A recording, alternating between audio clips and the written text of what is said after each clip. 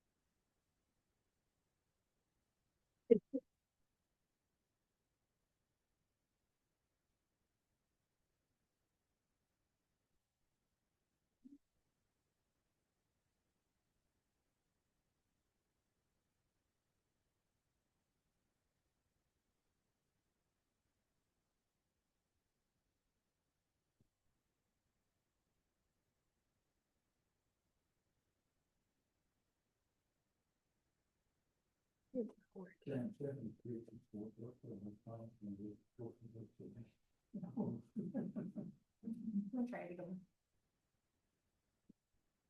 There we go.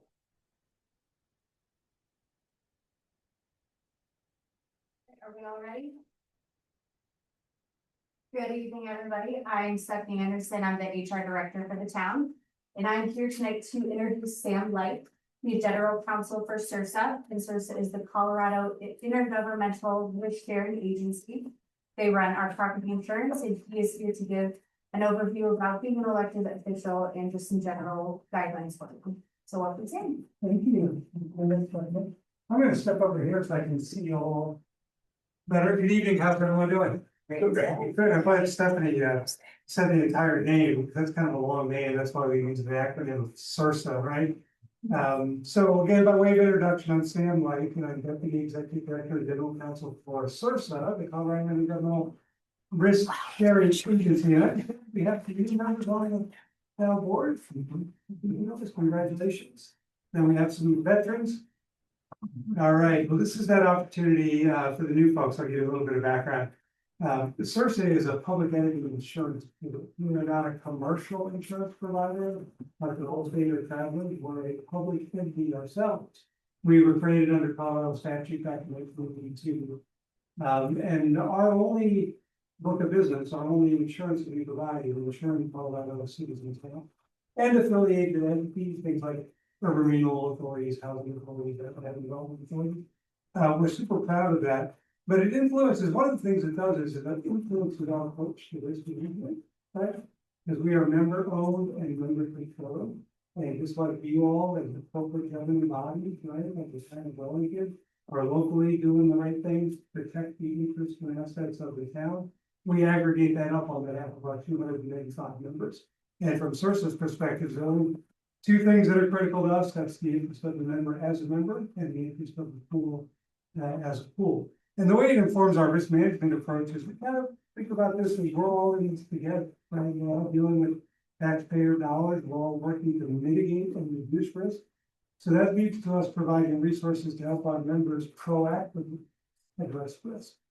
As from a certain perspective, my claims manager is right. The best claim is a claim that never happened. Right? And you agree with this notion that there can be risk at all levels of the organization, including the governing body, that's you, right? So one of the training resources we provide, we try to get out and visit our members, usually after election time, maybe once every 2 years, to come visit with the governing bodies and take the opportunity to exercise that risk management muscle at the governing body level. We'll also provide some orientation for the new members of the board. So that's what we're going to talk about this evening. You can learn more about CIRSA on one of the handouts that I provided at your places. The CIRSA at a glance talks a little bit more about who we are and what we do. There are some other handouts that I'm going to mention as I go through the materials as well. And I want to make our time when we get through the slides are advancing. We're back in that force field again. Are you moving down here? A little bit ready? There we go. All right. I've organized my presentation sort of, though I am an attorney, I try to go a little bit lighter on the legal principles of what happened at sections or a few send them over to the town attorney during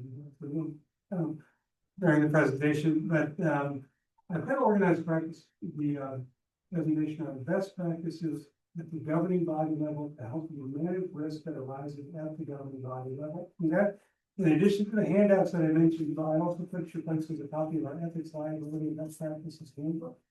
For elected officials, I hope that's a helpful resource. Help you think about some risk management issues at the governing body level. Okay? So I do want to make our time as efficient here all possible. If you have questions, feel free to ask me questions as I go through the material. With one disclaimer. No, I am an attorney. My presentation is not an attorney appointment. My conversation is a risk presentation of training only. I guess there's a second disclaimer as well, and that is, again, feel free to ask me any question that you have as a trustee, but if I sense that your question is about the line burning issue of the day, sometimes I'll get a question. Sam, I've got a question. What if another member of the city council does this? And everyone's hiding at the line. That's my radar going off telling me that's the live burning question of the day, for which you probably need, if it's a legal question, you need legal support from your town attorney, or if it's something for administration, then you need support from the town administration. Okay? So let's go ahead and dig in. I'm going to talk about the fiduciary role of being a public official. We'll talk about transparency requirements a little bit. We'll talk about organizational structure and how that relates to liability, including even your own potential risk exposure for personal liability. We'll talk about ethics and personal conduct a little bit, and then quasi-judicial decision making. That sounds like an odd phrase to the new folks. What is quasi-judicial decision making? Yeah, we're going to talk briefly about that issue. I just want to get it on your radar. It's a training topic in and of itself, and we do separate presentations on it. And it's a very important part of the work that you do. It's not work that you do all the time, but it's work that you do sometimes, right? Because you as the board of trustees, you're going to stand and regulate specific land use application, right? You also stand in judgment of the liquor board. Right. How about marijuana? You gave that away to somebody else? Well, let me do it. Okay. They could do the heavy lift on that, but we're going to talk about what that means to be a judge. Okay. So. We asked for this moment, we'll just get those questions on. Okay. Apologies for that. No problem.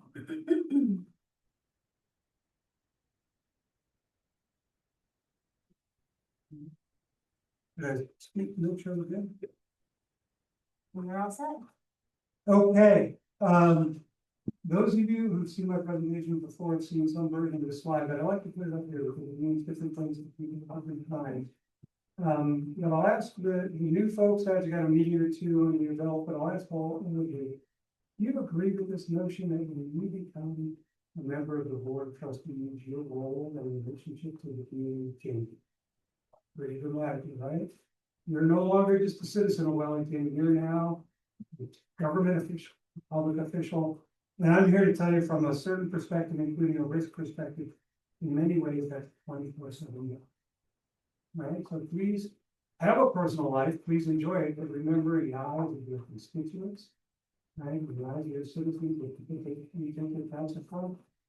Whatever we think of it personally, fair or unfair, right? You will always be perceived in any setting to be a member of the board of trustees, right? A representative of this corporate organization in the town, right? And that's important, right? As they should.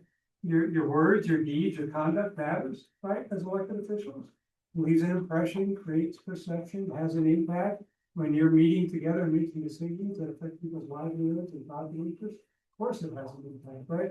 So remember that. For the new folks in particular, that's going to come up, surprise you sometimes, right? Because you may be out and about in the community, you've got a lot of great events in the summer that become accustomed to summer means.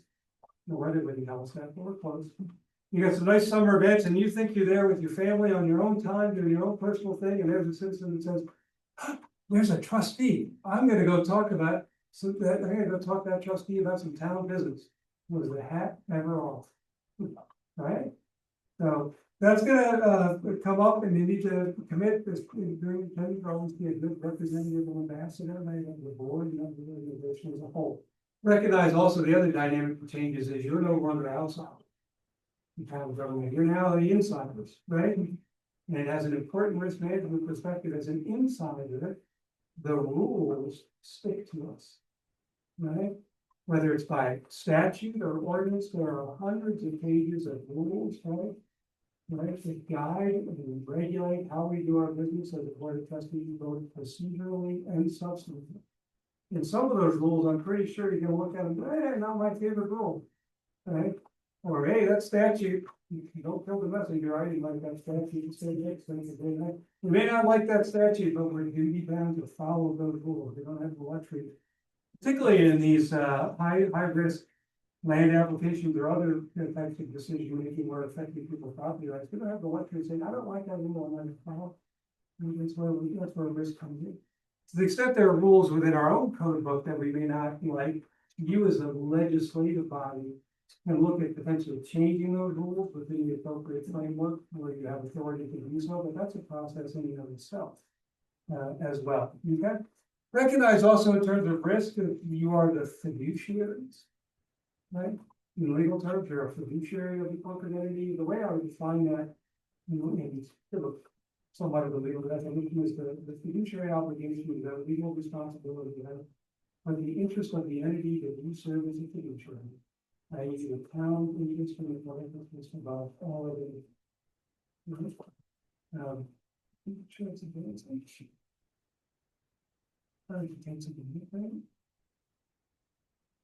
me just go to the next slide. Thanks. That fiduciary responsibility, right, is going to require you to make sure we recognize that concept. And in tough moments, it's a good thing to fall back on, right? You ever have board meetings where sometimes this room is packed? Not yet, it's gonna happen for you, right? And it's a tough issue on the agenda and the passions are running high and people are emotional about it and we got a lot of different perspectives on what you ought to do as a board of trustees. The first person during public comment stands up and says, board, you gotta do this and you gotta do it right now. The next person stands up and says, don't do that, you know? And so that's a reminder that one of the things, it's not a legal risk, but one of the realities of being an elected official is you're not going to make decisions to make 100% of people happy. Right. But in terms of making good decisions on behalf of your levy value, right? Recognize that in those moments, part of the fiduciary responsibility might be to make sure you take the time you need and the information you need helps you make good and sensible decisions. Right? It might be frustrating to the people in the room, but if you're struggling with an issue and you're not sure what ability you have, you understand all of your options, or worse yet, someone stands up during public comment and says, you know, if you pass that ordinance or you approve or deny this application, you're violating my constitutional rights. Well, how do we know? We're the citizen part-time volunteer, monthly stipend. Yeah, so volunteer, essentially volunteer, the part-time citizen, volunteer legislators and policymakers, right? So the important piece on this is just to develop your own good risk radar. And when you realize when you need help in these sources of this issue, right? And it might be frustrating to the people in those given moments that you're not making the decision right then and there, but if you need more input from the administrator on priorities and issues, or you're funding on whether we have authority or whether we're bound with the risk, take that opportunity. Make sure that we're also placing the towns of interest, obviously above our own personal interest. We'll talk about ethics. And also sometimes that narrow but vocal minority, even when the meeting room is packed, a very small minority of 11,000 people in the represent keep that silent voice in mind as well in terms of making good, sensible decisions. And of course, always commit to consider the matters on their merits alone. You have any questions about that before we get to talk about open meetings a little bit? Yeah. I think you got a little bit of this orientation at your last meeting or so, right? You had a wonderful orientation in April. I commend to you as the new trustee that you get to read that, the back and what material, but you also have the orientation handbook. And also, which with the new folks that in the veteran plans too, if you're getting oriented, recognize that two of your great primary resources to help you get oriented and also deal with risk issues with the administrator and your attorney, right? Never inappropriate to make that tactful call on the administrator. Hey, I'm trying to understand why we do this way. Can you please help me understand that? Right? That kind of thing is important. So I traversed a little bit there, but let's get back to the open meetings law. I'm sure you had just a little bit of presentation on this, but remember, for the new folks who should for time in public service. Yeah, so we already know that expectations are a little bit for instance, like what could be much different than the private sector. I used to wonder why all the nightly news was about public entities and elected officials. Why is that? That information about us is readily available and we're required to do our work transparently. We got to commit to that, right? So remember that individually and collectively, we're subject to the Colorado open meeting law. And there's a lot going on in that statute, so if you have questions, you can turn to your staff for help. But I just want to highlight two rules and then some risk issues that we see at CIRSA. Because among the things that we do at CIRSA, in addition to the property insurance coverage, we also obviously provide liability coverage. Everything from the routine slip and fall to the more esoteric risks, including claims against public officials. We provide you public liability coverage. Right? So under the open meetings law, we're individually and collectively subject to it. The two main things that I want to emphasize is the statute says that the first part of it is what I call the openness requirement. And it says whenever 3 or more trustees are to meet to discuss public business, right? That's a meeting that has to be open to the public.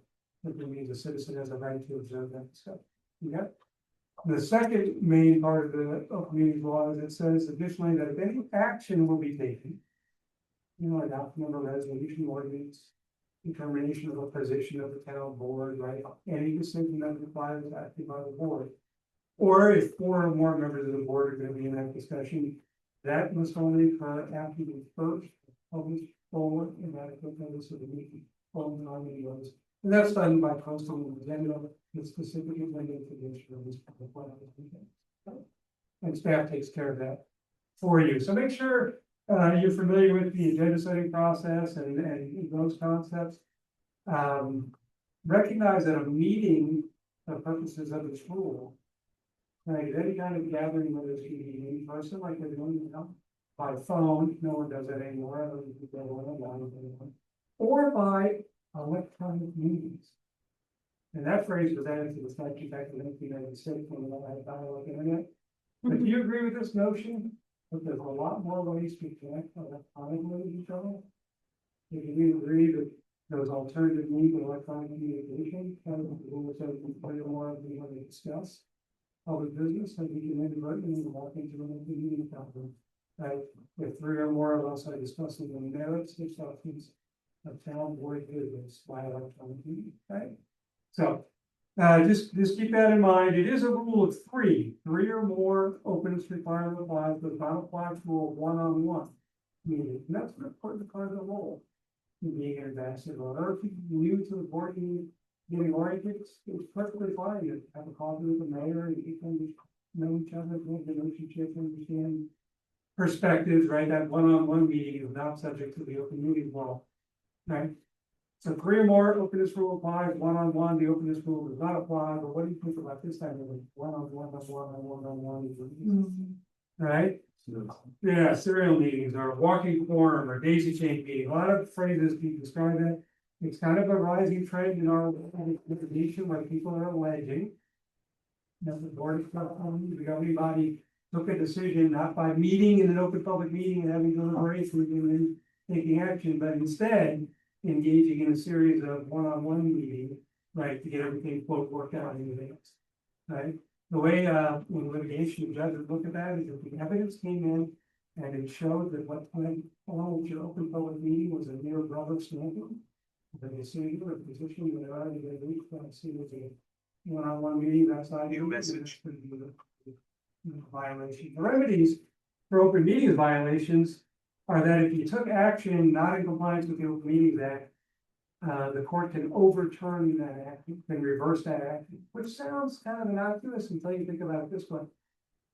When you make a decision, sometimes other people's rights invest, or other people start to rely upon your decision, right? So unwinding that can be pretty risky, right? The other remedy, of course, is that the judge can order finding a violation of the open meeting law and enter injunctive relief that says don't do that again. Well, we know that now. It's pretty embarrassing. We're in that situation. And then financially, The open meetings law has an unbalanced attorney's fee provision. It basically says a successful claimant gets their attorney's fee, doesn't matter of course. But a successful defense, when you defend these for you, we don't necessarily get defensive.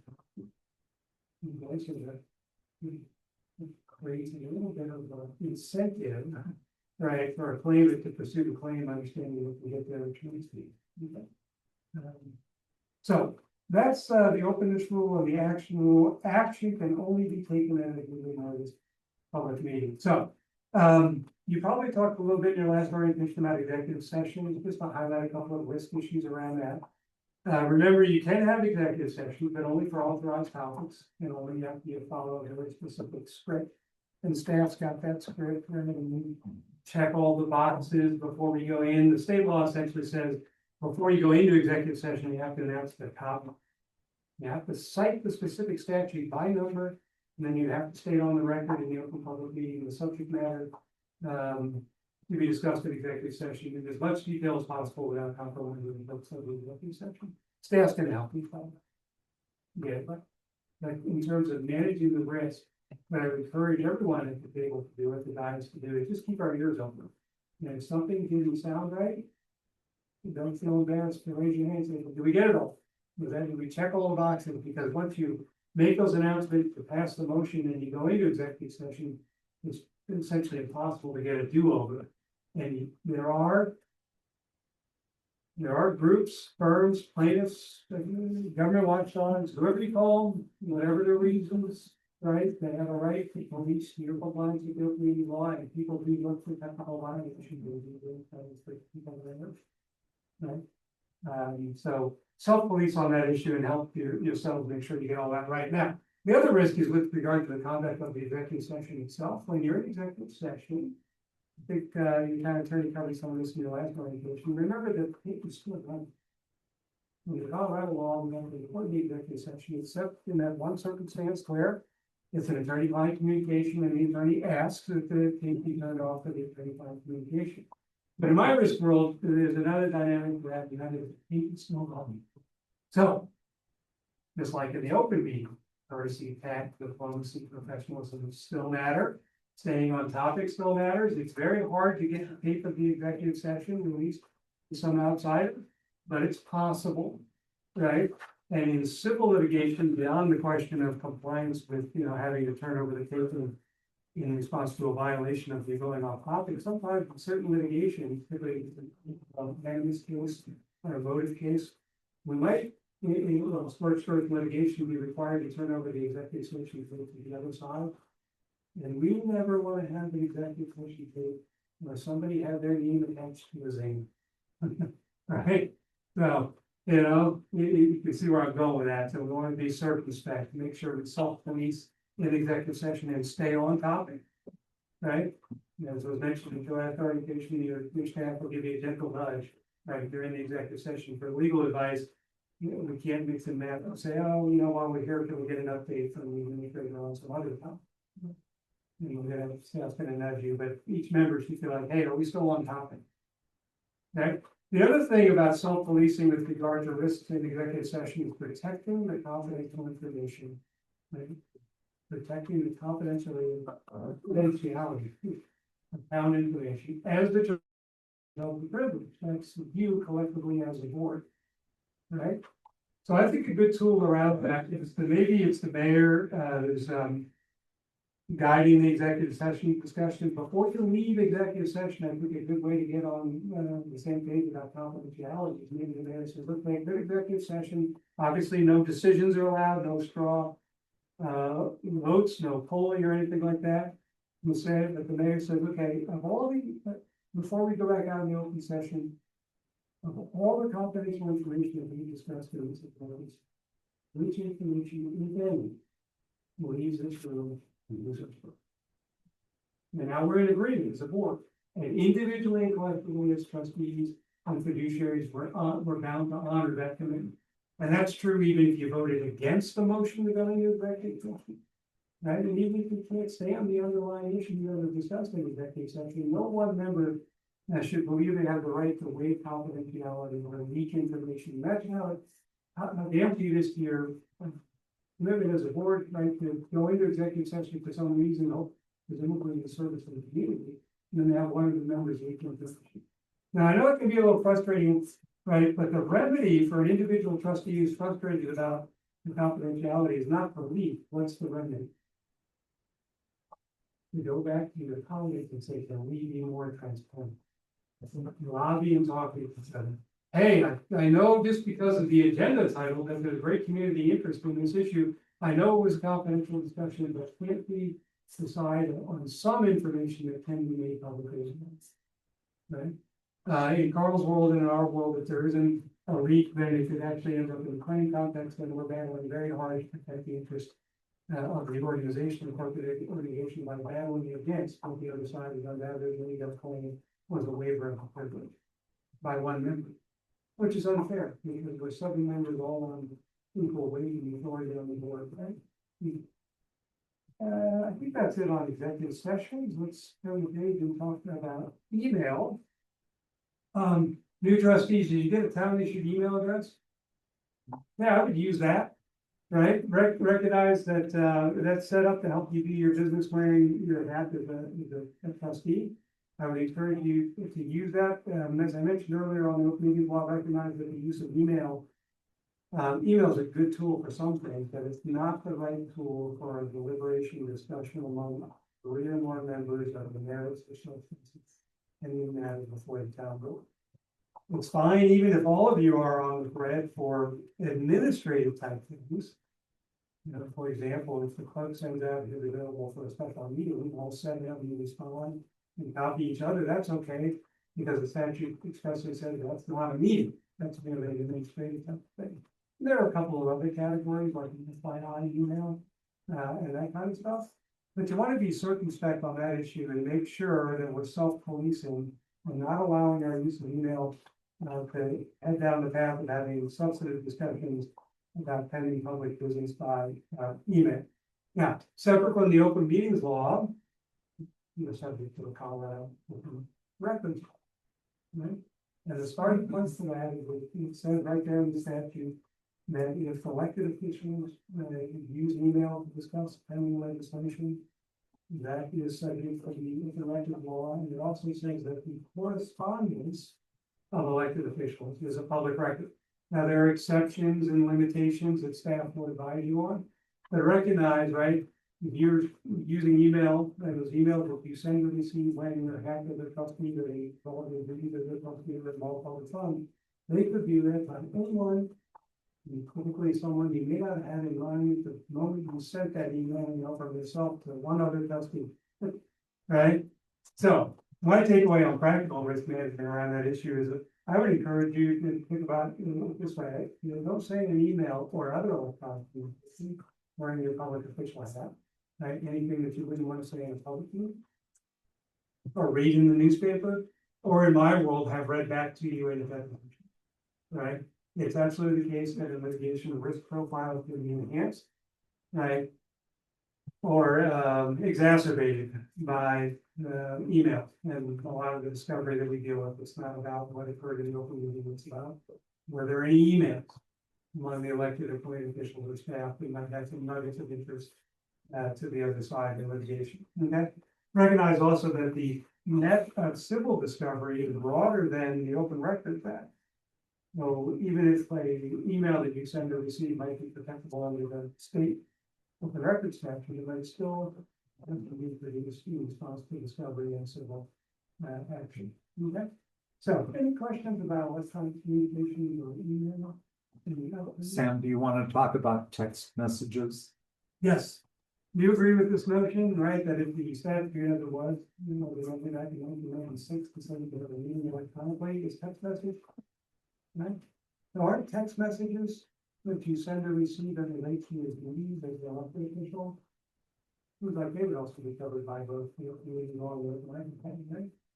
Okay, there is a little bit of a issue on the margin, although I think it's moving off the margin and becoming more universally agreed upon. What if I send the text on my personal phone? It's still, if you're sending, the rules are not device driven. The content of the communication relates to your duties. Right, the exercise of your authority or duties. As a public official, you're wearing your trustee hat when you send that email. Then assume. To be on the same, on mobile device. Yeah, and so the way that can happen is in the practical world is usually, we're admittedly on the tail end of issues, but all blow up and there's nothing to speak to the plate. But the way we see it most often is there's some controversial decision. Someone is poking around and for whatever reason, they have a right to poke around. They want to learn more about that decision, so they file an open records request to the clerk and say, I'd like to pack it. For that meeting, if that decision was taken, and I'd like any other staff prepared materials, and I'd like all correspondence of the elected officials, including any emails or other electronic communications related to the subject matter of that board decision, and we're bound in the statute to produce the records that we have in response to. Okay, so on the other side of that coin, follow your records retention schedule. And I'll give you an example of that. If it's just an ephemeral transitory email communication, you don't have to keep that stuff forever unless you want to. But if you want to, then when we have the open records request, you're doing it on your personal device, then you got a lot more material to go through to help the clerk respond to that request. That's why we encourage you to use your town issued email address. Because if there's ever a court request for your emails, then staff, without bothering you, can find most of that material just with the appropriate search terms without having to bother you. You can still check in and say, hey, let's go and make sure we've got everything. But use that. Particularly you folks, because I'm pretty sure the people who knew you before you got elected, they still know your personal email address. Right. But you have every right to tell them, if you want to keep your personal and public life separate, hey, I've got a town issued email address. You want to correspond with me as an elected official. Use this town issued email address. Oh, is there anything else you want to hit on that? That was what I hoped you would say. Yeah, all right. Thank you. And Facebook Messenger. I mean, any. How about social media? Is that electronic? Are we an active social media community? Unfortunately. Yes, is the answer. Yes, that's the answer. Okay. Do you agree with this notion? There's a chapter about social media in the handbook. I do have to make one disclaimer. That book was written in 2019. There's been some subsequent decisions, including one out of the U.S. Supreme Court that changed the liability standard for actual First Amendment civil rights liability for blocking or removing posts, which is more favorable to public officials, right? But that's just a very narrow piece of it. I would rather you look at it this way. Do you agree that social media is a good place for adjudicating the lofty issues that come from the board of trustees? Yeah, no. I think social media is probably a good tool for highlighting, pushing out information about the wonderful things you're doing as a city. You probably have, do you have town social media, right? Yeah, let those do the talking for you, right? If you feel like as a trustee, hey, we ought to highlight something that we're doing, right? Let the staff take over the administrative side and do it on your behalf. Hey, trustees invite you to this, the trustees want you to be aware of this wonderful thing we're doing. That kind of thing. And then one other sort of narrow issue, but an important one. If you're on social media, what is it, next door or what is it? Something like that. Everybody's got one. If you're on next door and you're reading this stuff and all of a sudden you read something and it has to do with a land use application that you're sitting in judgment of, tune that out. Stop reading it. Don't jump into the fray. Right? Because as the judge, you're above the fray. Right? You don't want to get involved in those kind of discussions. Then the last thing is, more on practical terms, you agree that public officials can be under the COA and sometimes less than courteous? No. Commentary on social media? No. Yeah, well, you got it already and it's gonna get thicker. You got a thick skin on that issue. That's just part and parcel of our world. There are at the margins legal questions about what's called a true threat and what might be criminal activity, but most of that stuff going on social media most likely is protecting First Amendment speech. Even when it's snarky, discourteous, rude, offensive, personal attack, that's all First Amendment speech, just let it roll. Right, last time I checked, there's more than 500 billion social media posts a day. I think it was done that long. So the thing that's got us worked up and excited right now is gonna be yesterday's news by the end of the day, it's all good stuff, roll off. You know, if you really feel like there's some need to respond or jump in on social media for to encourage you, check with your administrator first. You feel like I, the town official, somehow, and we as an entity need to jump into that, pray, then make sure your staff knows and can help you get out of harm's way. Any questions about that stuff? Yeah, we do a completely separate presentation on social media as well. Do that for you sometimes when you hear all the voice phones that you do. Plus, suggest the best practice. For you all. All right, let's pivot and talk about organizational structure and liability. Oops.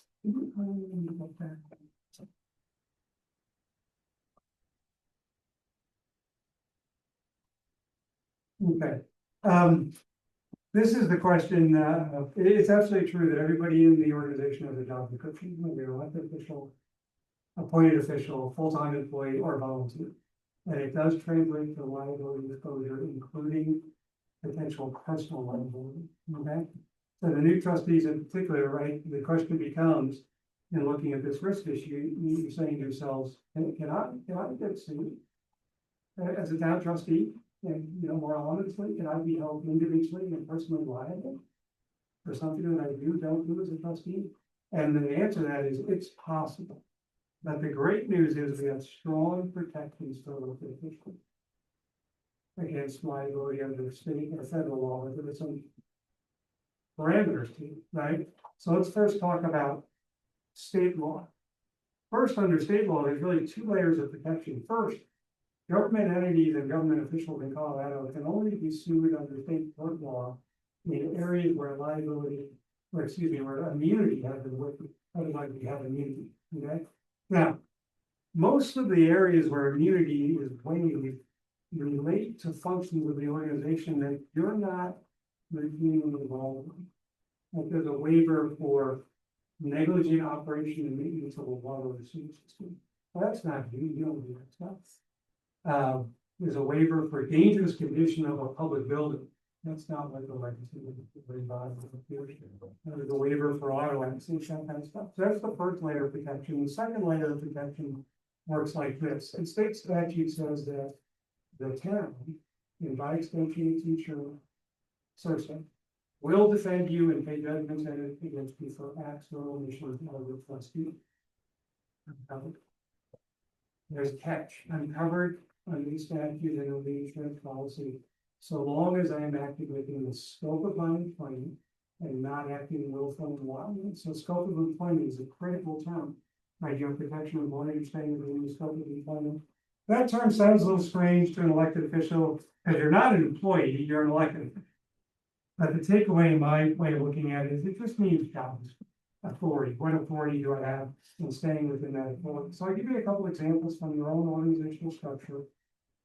Within the town of Wellington's own structure, within the job description, within his scope of employment, is it to decide someone gets issued a ticket into court for violation of the town ordinance? Sheriff and sheriff's deputies. So within his scope of employment, not only you, but everybody else. You know, it's not the administrator or the treasurer or anybody else. We do, code enforcement does Yeah. issue tickets with municipal code as well, and that is a town, little bit service officer. Yeah. Reside within that. And that's the scope of employment of the code enforcement officer. Right, and by now you might have a role in some of the stuff in the broader picture, like who decides whether we have an ordinance that prohibits weeds or junk or too many animals on your property, which then become things that are enforced by the code administrative officer. So who makes that first policy decision? That's your scope of employment.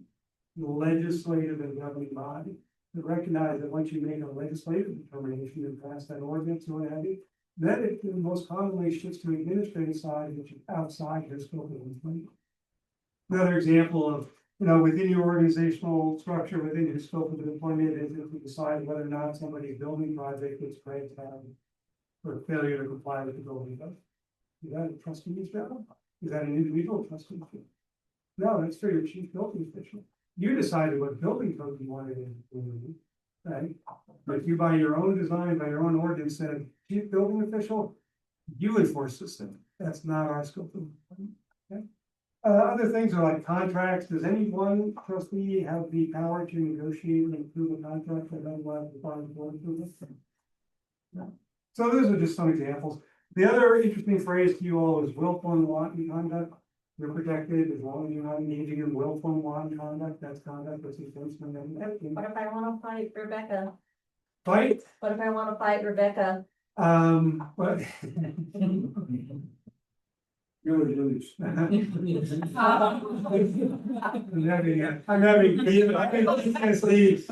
this for 30-some years and I'm having a little bit of PTSD because I had one or two claims over the years that involved actual assaults. A lot of people on the dais, which is outside the scope of employment. But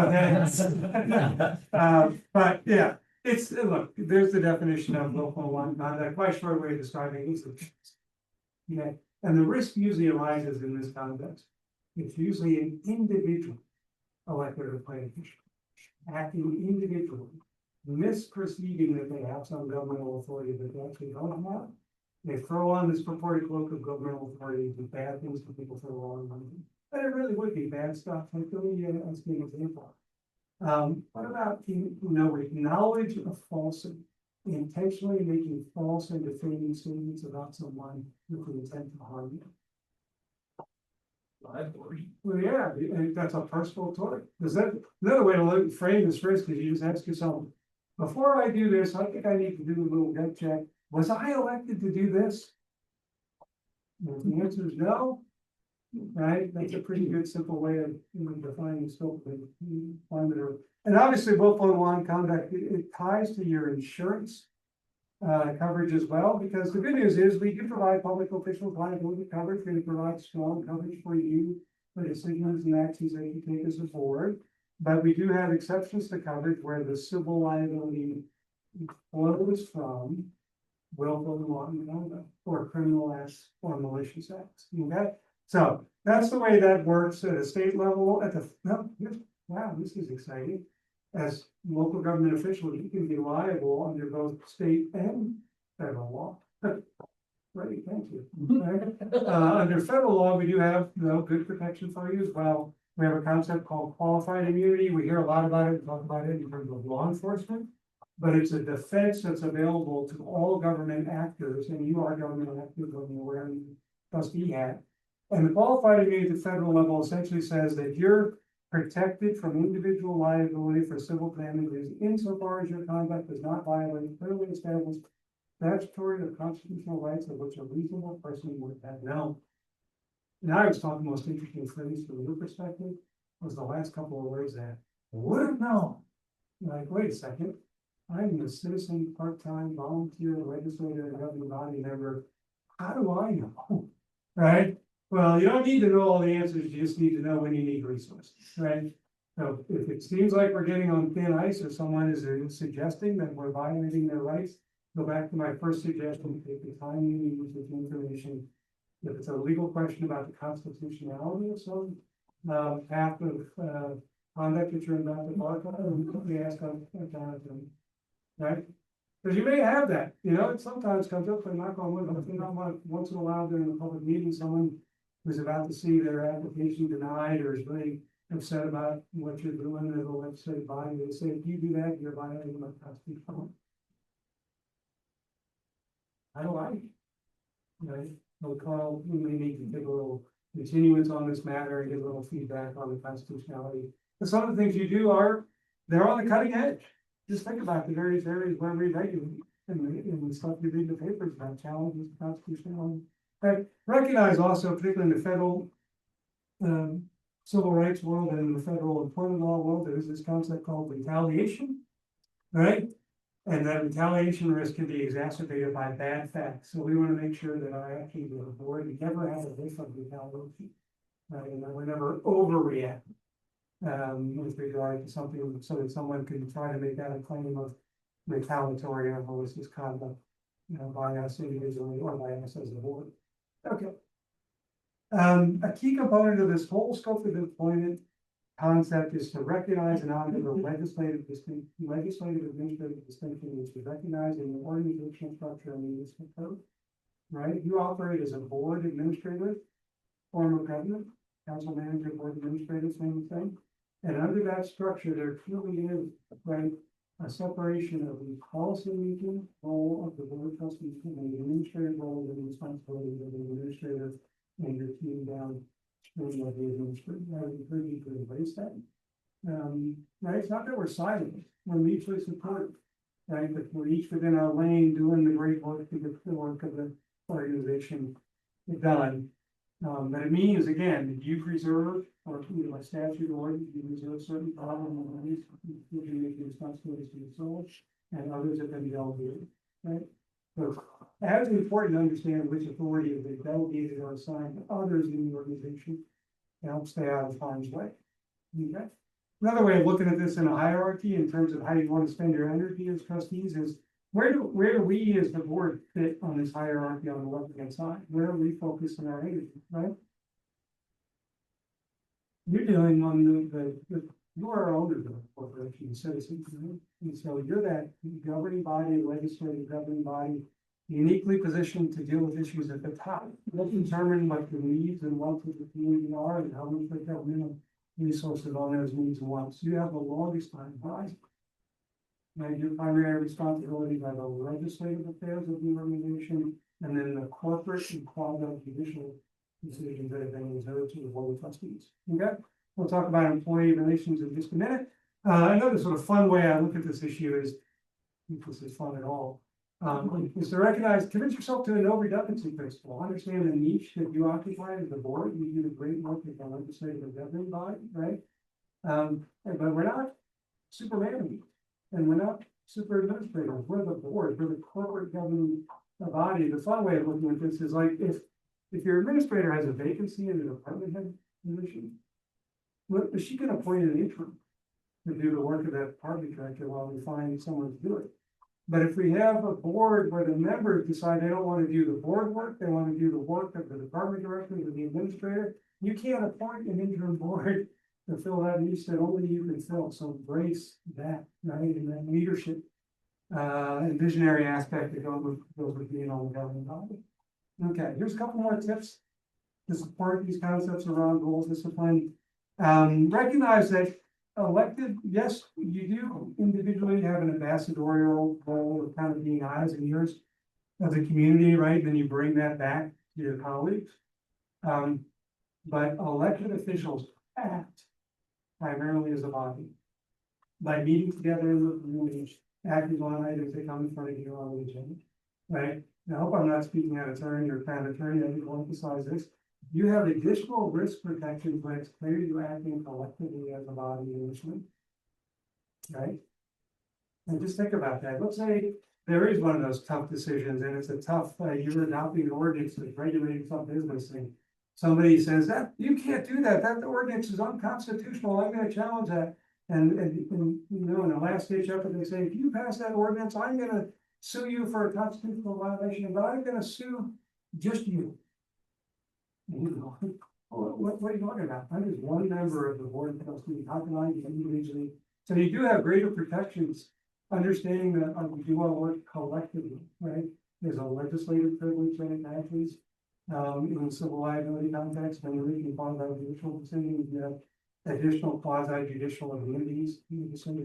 So be careful of that. Make sure we understand that this is not the temptation that we want to envelop. Sometimes you say, I got a 10-member board, we got a 7-member board of trustees. I guess that means I own 1/7 of the power. And I'm going to go out and use it. Right? All those hundreds of pages of ordinances, there's nothing in there that ever says the power of the board of trustees may be exercised by one individual board member. It's a collective power. And we're 7 co-equals. Success individually and collectively means how to be willing to collaborate, try to build consensus with at least 3 of my fellow colleagues, right? And that's where the success comes from. Okay. Last thing on this, the last bullet here is just to point out, well, it means we want to embrace the group goal. It's a we. I want us to get this done. It's a we, you know. The other red flag is This last bullet, may never give rise to a third party claim. It has in my experience, but rarely, but it's an important dynamic. You may have, you have an opportunity for board reports or board member comments. Yes. So when you do that, the mayor says, all right, great meeting, everyone. Does any trustee have anything to report? And we say, yes, mayor, I've got something to report. Since our last meeting, I did this. You did what? You did what? Right? May never give rise to a third party claim. It's a wide board. Right, it understands that there's a dynamic at play, right, where we ought not to have frustrations around that issue. We ought to be as best as we can have common understandings on lines of conduct and how we individually purport to work for the board or represent the board in between meetings. It has given rise to real claims here, but I would prefer if you spend energy and resources and not on the claim, right? But on getting that issue fine tuned, so we're firing even more on all cylinders and doing the great thing. Did you have liaison roles too? Have we just got to sign on liaison role? Yeah. Another dynamic to liaison role is protect the turf. That's your turf. Sometimes on your liaison role, you're gonna go over there to the north I-25 NPO. Is that one? Yeah, sure. You know what? Say any of And they it. go over there and you're the liaison and all, and that organization's got a crisis. They go, we need to send a letter to the governor today and you're the liaison from Wellington and we need to know right now, what is the town board of Wellington position, because we gotta add it to this letter. You're thinking, now your own letter on, well, we don't even talk about it as a town board. Right? Yeah. So protect your own turf and your colleagues' turf, and all you know, I'm saying if it's a matter that we haven't articulated our board voice yet, right? Be supportive of that process. You don't get constricted in the emergencies if you need time to space to the board to develop your own voice. Okay. Last thing on this concept is to recognize that adherence to the organizational structure concept is particularly important with respect to employee relations and the handling of administrative matters. I think on my examples earlier on scope of employment, we handle administrative matters mostly, but recognize with regard to employees. Let's see, how many, something said already, how many employees, 70?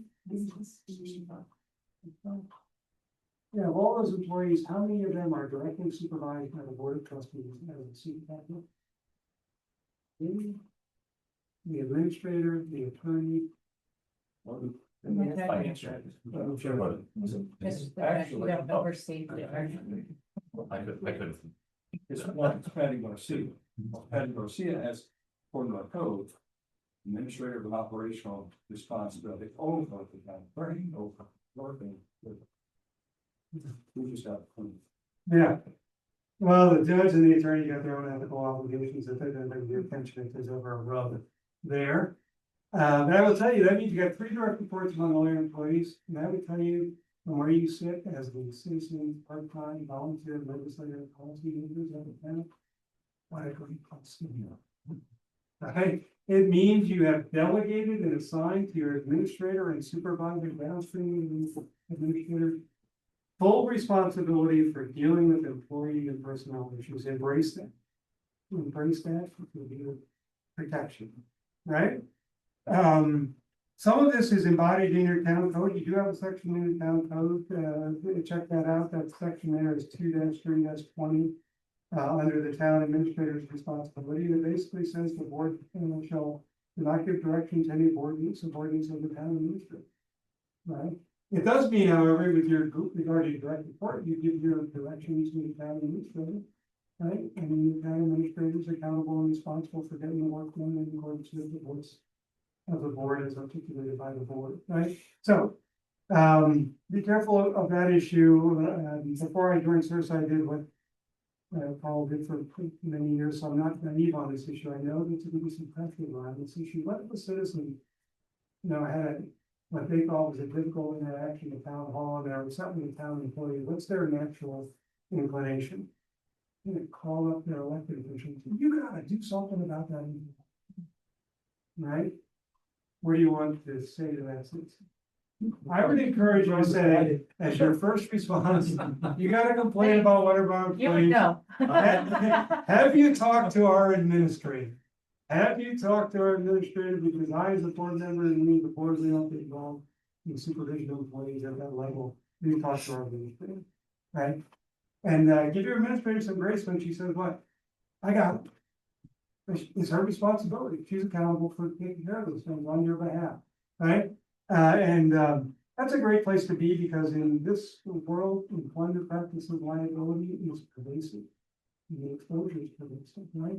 And so you want to protect yourself from that. Now, there are gonna be some employment matters once in a while, they got a lot of hair on warts on them, right? And they're very high profile, and the administrator probably knows by that golden rule that you prefer to hear from her than to hear from a newspaper reporter about some issue, right? But when the administrator gives you a heads up on something like that, it's on a need to know basis only. And it's not saying town board would please take over the personnel issue, it's just saying heads up, so we have proper communication flow. You know, if somebody calls you about this and getting inquiries, please direct your, that inquiry to the administrator or the attorney or the mayor, whoever the case may be, on that issue for proper communication flow. I will tell you from my civil liability standpoint, one of the reasons to honor that communication flow and not get individually involved is to protect you against risk, including retaliations. A lot of the employment liability law is retaliation risk, which is built on what? Who knew what when? Who got involved? I do have employment claims where sometimes an elected or appointed official gets ensnared in that because they developed, you make the best limitations. You got in the mix there, and get involved in some employee discipline issue or something else. And in the claim world, they had to take the elected or appointed officials' deposition or interview them. I've never had an elected official who was ensnared in an employment matter, right? Ever come back to me after their deposition was taken and say, that was a lot of fun, let's do it again. So, careful of that. Now, with regard to your direct reports, though, you do want to embrace that part of the job, right? We have a town code provision that says we, the board, will do an annual evaluation of our employees. You want to embrace that process, have a good, mutually agreed upon, hopefully, processes for reviewing performance, giving feedback. But recognize also that the board's not a group of 7 bosses. It's one boss and 7 members. Right? So when it comes time to give direction to your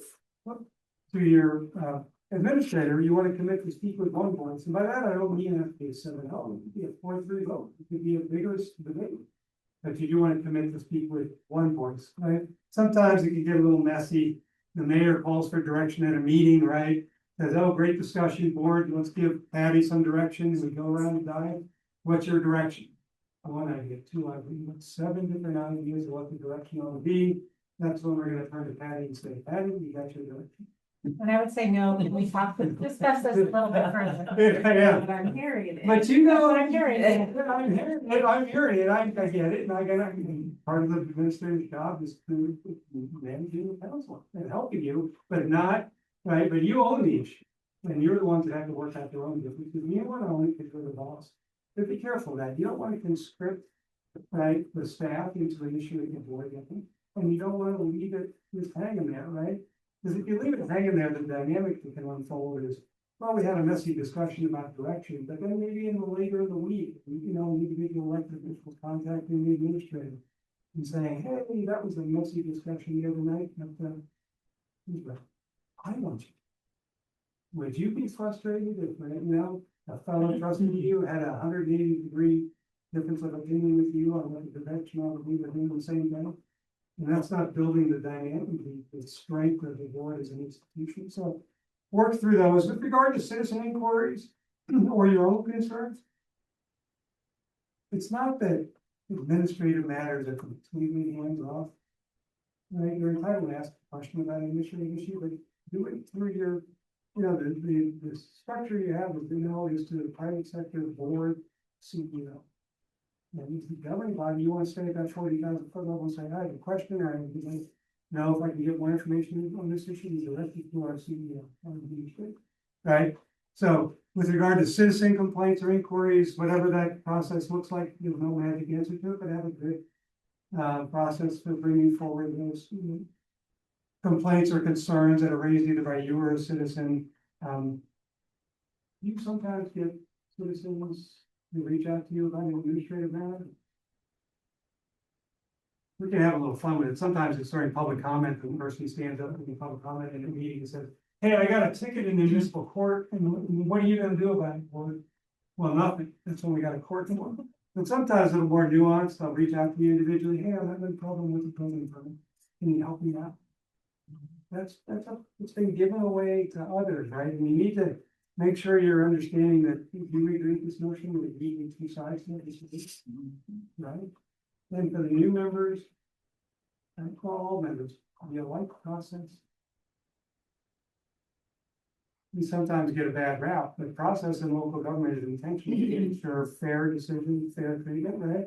So be careful and have your antenna up, as if, you know, a citizen or somebody who's got business going on in town is reaching out to you individually in an attempt to end run around town process. You want to be a champion of process in place, right? And it's not that you're not entitled to understand the process or ask Patty, where is this in the process, but you want to resist the engagement yourselves.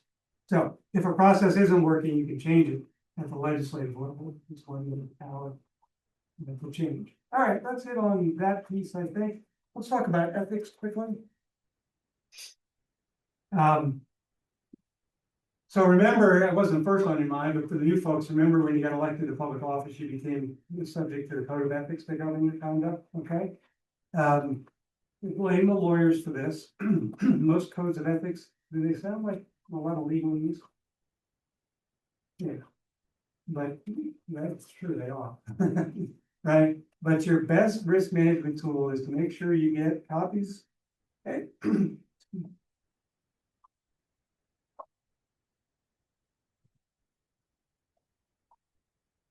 You get a copy and or a summary of the ethical rules that apply to you and get a good working familiarity with what they require. Because then you're prepared to spot and deal with issues well in advance. Okay, so your administrator and your town attorney cannot serve as your own individual personal ethics advisor, but they can help you work through the code. They can help you define what the expectations are of the town, and they can help you work through an issue, right? So reach out to them early if you're struggling.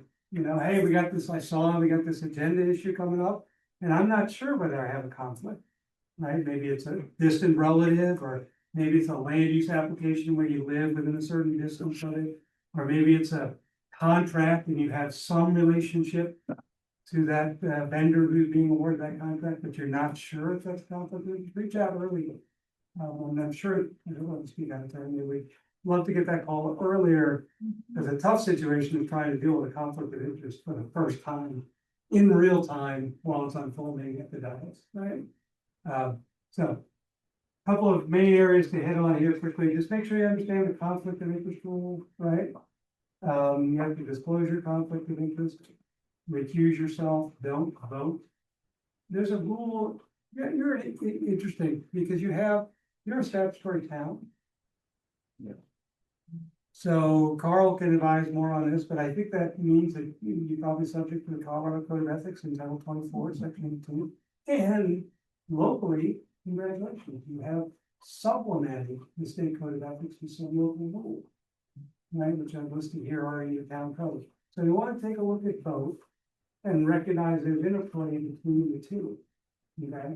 And sometimes that can raise some interesting questions, right? Like your town code says that if you have a conflict, you gotta do all those things, disclose, refuse, don't vote, right? But then it also says that you can, if you like, you can still stay in the room and participate in the discussion, but only as a member of the general public. My risk management suggestion is to use that very sparingly, if at all, because the fourth rail of the state rule is you must not attempt to influence the other decision. So, it may sound fair, you're thinking like, well, wait a second, as an elected official, I didn't give up all my rights. Like to, have something come in front of the board that affects my interest, but the answer is you give up some of these. Because you became subject to these ethical rules, okay? So, the reason I give you kudos for having local rules is your local rules do help further define some of the areas of ambiguity. Like, helps define what a personal interest is. It talks about what the interest of a relative is in relation to the conflict rules. So that's all helpful stuff. There are a couple other rules. Don't hold any financial interest or personal interest in any contract, you know, with the town public body, make sure that we protect confidential information. On gifts. Well, there's a lot of rules with regard to gifts, but here's my easy takeaway for you in terms of risk management. If the gift doesn't seem right, smell right, look right in context, say no thanks. Alright, that's the easiest way to deal with that issue. Yeah, there's a lot of rules, including a gift limit and exceptions and so on, but if it's obvious to a reasonable person, the gift is being offered. Apart from the fair and impartial discharge of the duties, that is the same. No thanks. Okay.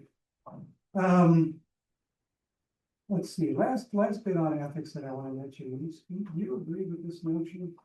And sometimes in matters of ethics, whenever we think about a person is fair or unfair, it's actually the case that sometimes reality equals perception equals reality. You know. So whatever that looks like to you in your own calculus, just keep that in mind as an additional layer of analysis, right? As I've seen many a situation where the elected official did all the proper things, contacted the attorney, administrator, worked through, do I have an actual conflict of interest? We did all that, we reasonably concluded, defensively concluded, I don't have any actual conflict of interest. I have no reason to accuse myself, I'm gonna stay in there and participate on the board's discussion and decision, but nonetheless, you get to the meeting and it still feels like there's a cloud in it. Right? Because somebody in the room, right, they don't know you went through all that analysis. I think a good risk management tool, or at least a tool to help build faith and trust. Like you're sitting there and you can just see somebody in the audience going, oh, why is she participating? Doesn't she have a conflict? Is just maybe use a statement on the record to help clear that issue up. And Mayor, before we begin the board discussion of this, I just want to make a statement for the record. You know, I've heard some suggestion or a rumor that I have a conflict of interest that I shouldn't participate in this matter. I just want to say X, Y, Z. I can say whatever it is. I've gone through the analysis to determine I don't have conflict. And you know, you can add, and I want to assure everyone that as a trustee, I intend to make my decision based solely on whatever the standard criteria that best interest used by that framework is. And that does a huge bit of lift in showing people that you thought about the issue and worked through it. All right, any questions on conflict stuff?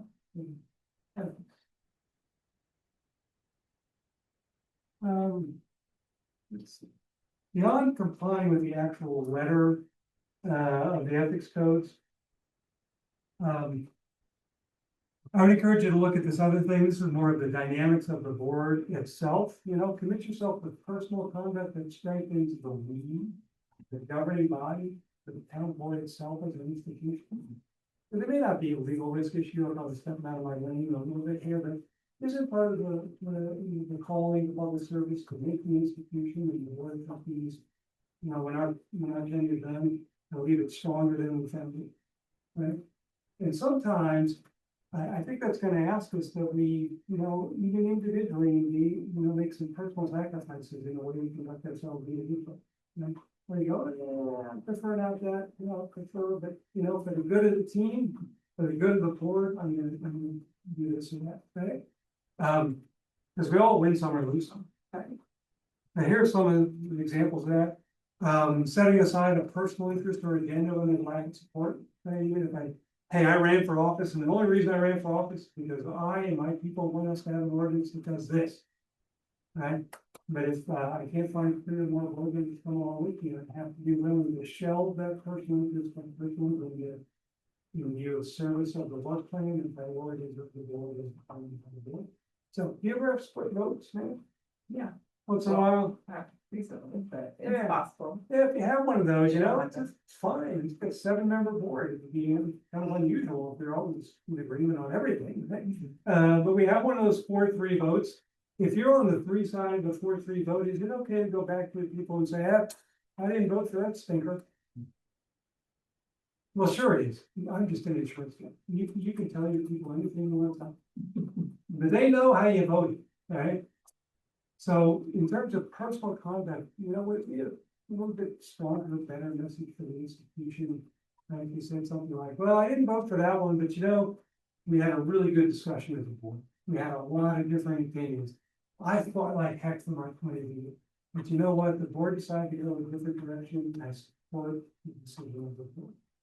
You don't have to be the big cheerleader of the decision, but from a liability standpoint, it's absolutely true that you have to respect the decision of the board. It can only be revisited, reconsidered, or done through proper channels. I have had actual liability claims where someone on the free side could not let an issue go. Right, and then they individually embarked on a campaign to frustrate the effectuation of the decision that we made. I'll give you an example of one of those.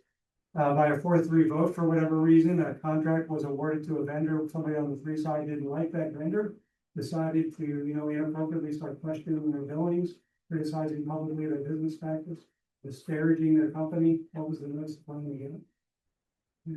If you write a letter to this individual, reported where the cloak of governmental authorities, either interfering with my business or defaming me, there's all sorts of legal issues that I handle on, but not a good spot to be in, right? Or I had one where a development was approved by a 4-3 vote, and somebody on the free side embarked on a campaign to try and frustrate the developer's ability to meet the conditions of the plan. Yeah, the notice claim got that was alleged cautious interference with respective business again, which we want recognized for it in Colorado. So I'm not saying it was a winning claim, but there's a claim where questions arise about scope of employment, about insurability, right, defense coverage, and individual potential risk. Okay. Other things, commit to your board rules of procedure, norms of conduct. The last one's a little more nuanced. Do you agree with this notion? I mentioned all the different ways we can communicate and do you agree with this notion that sometimes your citizens want to know from Lyle's meeting yesterday? Right? Yeah, what's the board gonna do? What do you decide? It's like, we haven't even met yet to talk about this issue. So sometimes the personal sacrifice is recognizing that we're co-equal. We all have an equally strong voice, whatever that voice is that we're gonna articulate as a board.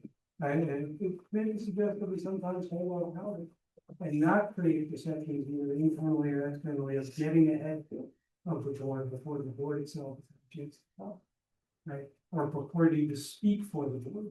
Certainly, and I think you probably have a rule or a guideline around this. And then when somebody approaches you and asks your opinion, and you want to express a personal opinion, make sure you say, this is my personal opinion. That you also recognize the risk of the multiple range when the reporter asks you, hey, what's the town board gonna do about this? And you say, well, I don't know yet. Because we haven't talked about it. You say, what's your personal opinion? Okay, reporter, this is my personal opinion. This is my personal opinion. What do they feel? Trustee, have all the time, right? I was a newspaper reporter in prior life. I did not probably, I did a report. The town trustee said this. Right? So protect each other and the strength that you collectively have by being careful of it. Yeah. Last thing, a couple more personal conduct issues. I don't want to go through all these. Just recognize that another dynamic can be disruptive to governing bodies. If we have a small minority or one member who's going it alone, it's called the outlier syndrome. In the handbook, there's a chapter on this, and that's kind of the attitude of, hey, you board, do what you want. I'm going to do what I want. Right? Or fomenting controversy as an individual member where nobody else thought there was any controversy to the issue. Right? Other things, stability and respect for each other are always critical. By tradition of law, Colorado local government is non-partisan. And other things like that. In regards to your meetings ought not to have surprise moments with each other on the staff. You ought not to have gotcha moments. There definitely ought not to be staff bashing. Even if you have a concern about staff, what's your point of contact for expressing your concern about a staff member? And even if the public, I hope you never have this, and so unfair, but during public comment, someone comes up and you get 3 minutes for a public comment. 30 seconds into it. It's just that citizen is embarking on a personal attack on a staff member or on you. What do they get at that point? You get another 2.5 minutes, right?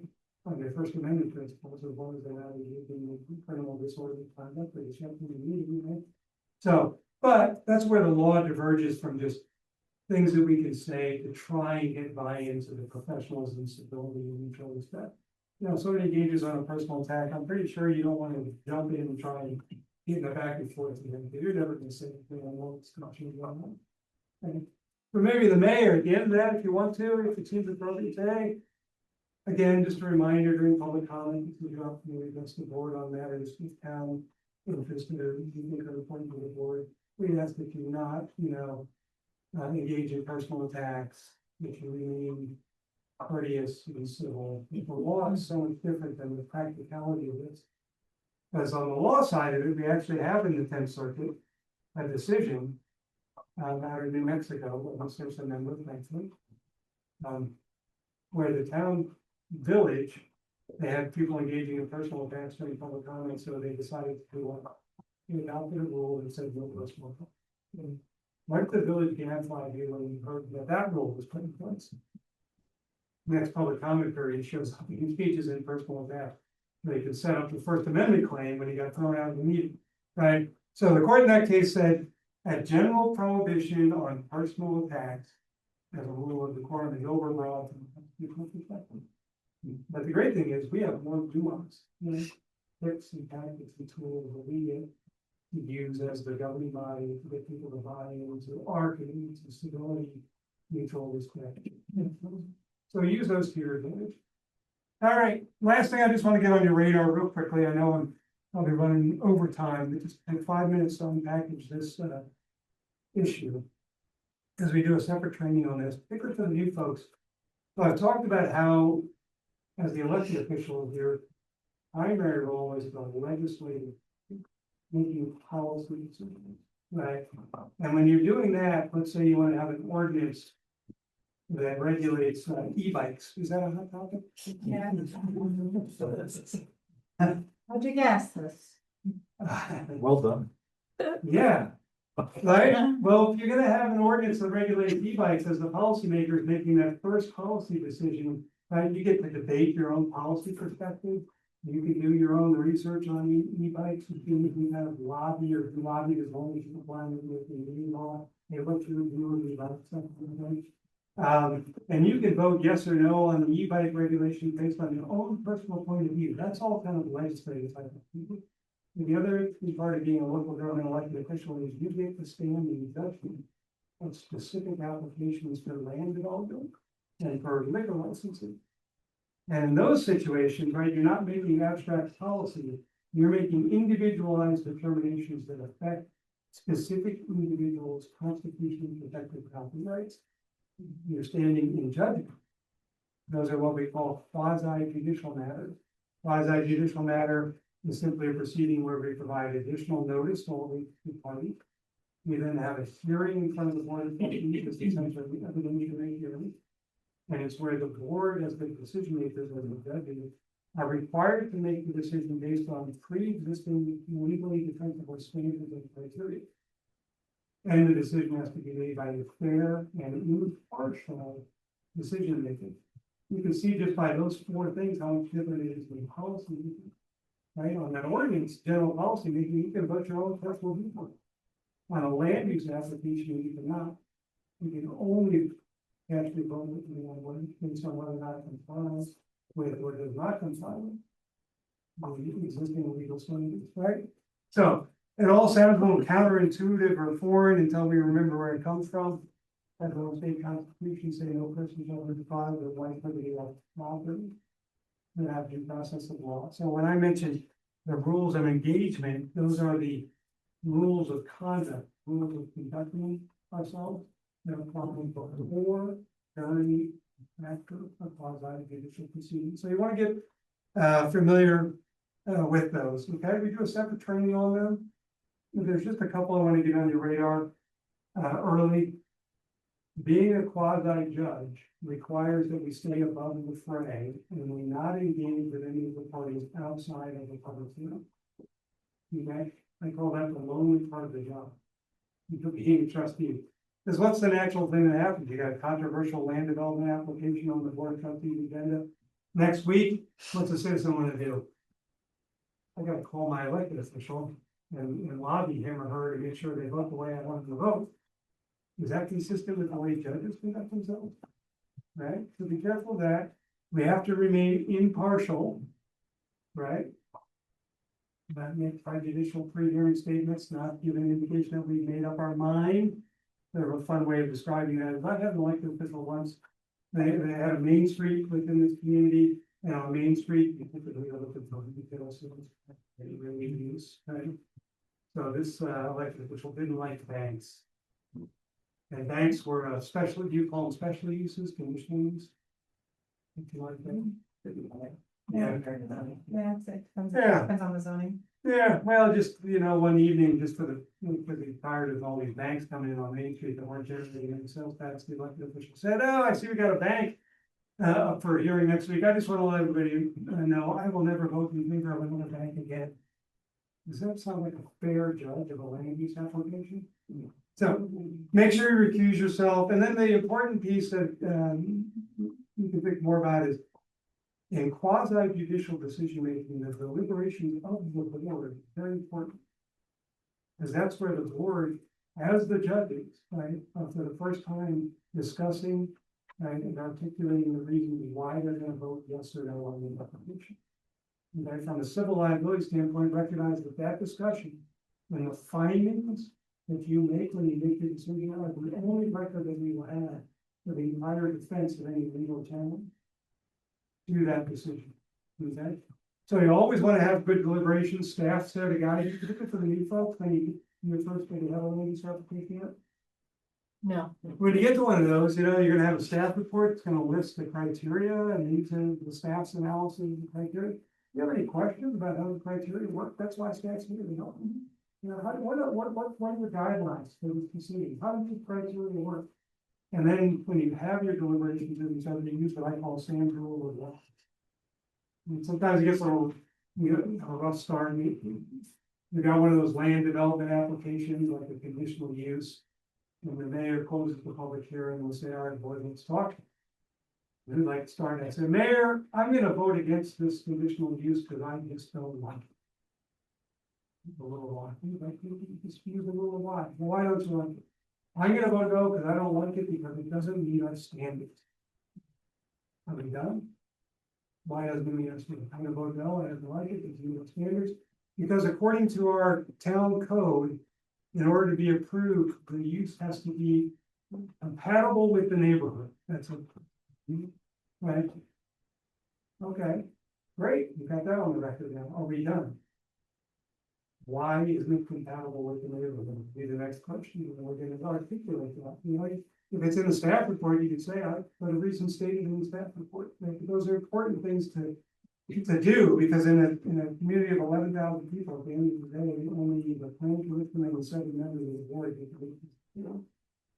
why do we make sure we follow those rules of engagement? So there's more about that issue at this link. If you're going to the Colorado Municipal Conference next month, I'm going to be, you'll suffer through me more time if you want to do that. I'm doing a presentation on the quasi judicial rules and engagement for newly elected officials. And I'm sure I can attend that. Love to see it. Yeah, any questions about that part of the role? What an awesome thing, though, to have local control of everyone. And as you know, CML fights out heck, make sure that the legislature doesn't intrude on this stuff. And but the flip side is make sure that we're approaching quasi judicial decision making in a way that makes sure decisions are defensible and builds faith and trust in how we make those decisions. So, last thing there is just summing up key takeaways, right, for mitigating risk. This talks about sums up in a one bullet point, each of the items that I talked about, right? And always remembering that collective responsibility that we have to each other and to the town to pursue our fiduciary responsibility, right? I work collaboratively as stewards of the town, and the board, right? And to do the right thing always, remember that. Sorry that we got to it in this bullet, but my second to last bullet, sometimes the job will ask you to do it, right? It commits to civility even in the face of instability. But get your those issues, right? So with that, my last couple of resources are just to point them out, or some more links for you about Sursa and then a little bit more about us.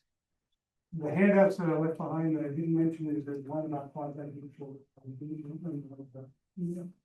So, with that, I'll open up any questions that you have. On me. And I'm done, thanks for your time. Okay. All right. Oh, and we love to get together with our members, including feeding our members. So one of the handouts was our member appreciation lunches that we have around the state. No matter where you are in the state, if you're anywhere in the state and it coincides with one of our lunches, please register. We'd love to have you. And if you go to CML, we have a CML elected and appointed officials appreciation lunch on Tuesday at a venue, essentially within a couple of minutes from the CML. Thanks, everybody. Thank you. You wanna take a quick break? Yeah, 5 minutes, please, for the Okay, so eight of these. we'll be back at 8 p.m. Okay, moving into part 2 of our work session this evening, Megan Smith, Deputy Director of Public Works. I don't have a formal slideshow presentation following on Sam, so I'm gonna sit at the table and not stand at the podium. I do have an outline for myself. It's really just tailored right after the structure of your packet material this evening. It's just kind of me on target and to keep the conversation moving forward. Really, the purpose for this evening is in honor of our newest additions to the board, to provide a bit of background, kind of a generic water 101, if you will, related to our source water, and give an overview, summarize some of our recent planning efforts related to source water planning, and then also preview some near-term policy updates that we're looking to bring and to solicit some feedback there. So it's informational only. I will just be looking for some thumbs up of board understanding, and then we'll get towards the end and solicit a little feedback. So as you're aware, just kind of frame the big picture, we are, our source water is heavily reliant on North River Irrigation Company for all of our surface water to date. That is supplemented by some groundwater wells that we have in town that are located we can walk outside and I can point them to you. Just here on, what was that, Wilson? Yeah. Hence the Wilson Wells. Thanks. Yeah, that's actually creative naming. We have had a lot of challenges coming out in the last 7 to 8 years, mainly related to some cost volatility due to the structure that is in part of that 1983 agreement with our North River Irrigation Company partner. We have identified a long-term supply gap as well as part of the water source development planning effort, and a strong need for creating some affordability and reliability in the long term. So the board did kind of already establish some initial direction via resolution 48/2025, which clearly gave direction to move forward with diversification of our water portfolio and reducing reliance on any single source. So really with that in mind, the goal, and I do apologize for my stuffy nose. I have a box of things for myself here, but I'm washing my hands a lot, I promise. But really the goal with this framing with the water source development plan is to move our system from that heavily dependent one variable cost source to a more diversified and predictable water portfolio, mainly predictable in that pricing structure. So with that, we'll kind of walk through the pack material. So as I mentioned, the Wilson wells, we have 3 municipal wells decreed up to 400 acre-feet annually. Actual use is typically lower than that. We do use about 25 acre-feet a year that's set aside for irrigation. We irrigate here at Library Park with those wells. ISO North and South irrigates off those wells as well. And so that really leaves us 375 acre-feet a year for potable production, but due to process limitations, some regulatory requirements of a wastewater treatment facility, which seems a little odd. But we have some limitations on the production that we can get out of those Wilson wells currently. Just for context, really in recent years, I think last year we did just over 120 acre-feet. We maxed out about 225 acre in the last 5 years or so. So we do have, it is very reliable, but it is limited and it's not terribly scalable, so it's not something that we can just ramp up, production. As I mentioned before, North Peter Supply is our core supply for our potable system. We have the 1983 agreement is what that is based around predominantly. That includes 275 acre feet of what we call our stock water, and that is part of the 53 shares that we turned over to North Peter in 1983 for that agreement. They agreed to provide us a yield of 5.5 acre feet per share, which is excellent. That's equates for, that's what we is roughly 5.5 acre feet per share. That's where we get 5.5 times 53, 275 acre feet a year. That's very cost effective for us, and is planned to be part of our renegotiation moving forward as well, maintaining that stock water. There are 2 other additional buckets of water in that contract, but for all intents and purposes, they're the same. There's what's titled additional water and then optional water. We exercised the full option at the time in 1983. So those 2 buckets are treated the exact same. Their pricing structure is the same. And we utilize it the same way. Now, what has really created the issue is the pricing that's associated with that additional and the option water is tied to a market value of North Peter share, as well as prevailing ag loan interest rates at the time. Those costs have increased significantly, and therefore that remains highly unpredictable. The pricing of that water per acre foot in any given year remains pretty highly unpredictable. I did include some graphs in that packet that just sort of illustrate the trends of market pricing of the shares over the last 20 years, I think. And then also how that is translated into the cost that we pay per acre foot, or even if you'd like to think about it per 1,000 gallons, that's a little easier to tie it to why our rates look like they do currently. That structure really is financially unsustainable. It has become financially unsustainable for the town. Now, in roughly 2018, the town started reacquiring North Peter shares, primarily through dedication by developers, also through some targeted purchases, increasing that portfolio of ownership. So we have 76 shares to date. And in 2025, water year 2025, we worked with North Peter to utilize and actually draw the multiple use portion of those shares to treat at through Reservoir 3 in the water treatment facility. The amount of water that's available to us at any given year is based on their allocation. So what they allocate each April for the ag portion of their shares and the multiple use portion. So it is variable on an annual basis. But in 2025, that being able to utilize that, the multiple use allocation was 2.5 acre feet per share. So 185 acre feet we got to use of our own water. That reduced by over $500,000 what our invoice was to North Peter last year. Now, as you can imagine, like I said, that is a variable annually. Things don't look good. We love all the rain that we've had recently. That's very, very helpful to our residents and to the mountains. But this year they have already increased so the allocation they set in April, early April, was, I believe, 0.5 acre foot of ag, 1 acre foot of multiple use direct flow.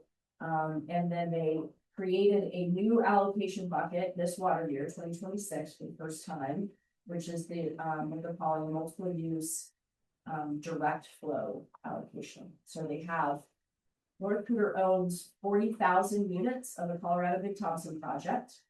There are 10,000 shares of North Peter. So what that means is technically each share of North Peter comes with 4 units of CBT. So when they have historically made a multiple use allocation, it's been based on the CBT quota. And then they apply a shrink through their system to make sure that the water that's lost in operation and infiltration is absorbed through the whole system. And they have to ensure that what they allocate, they can be sending a farmer's head count.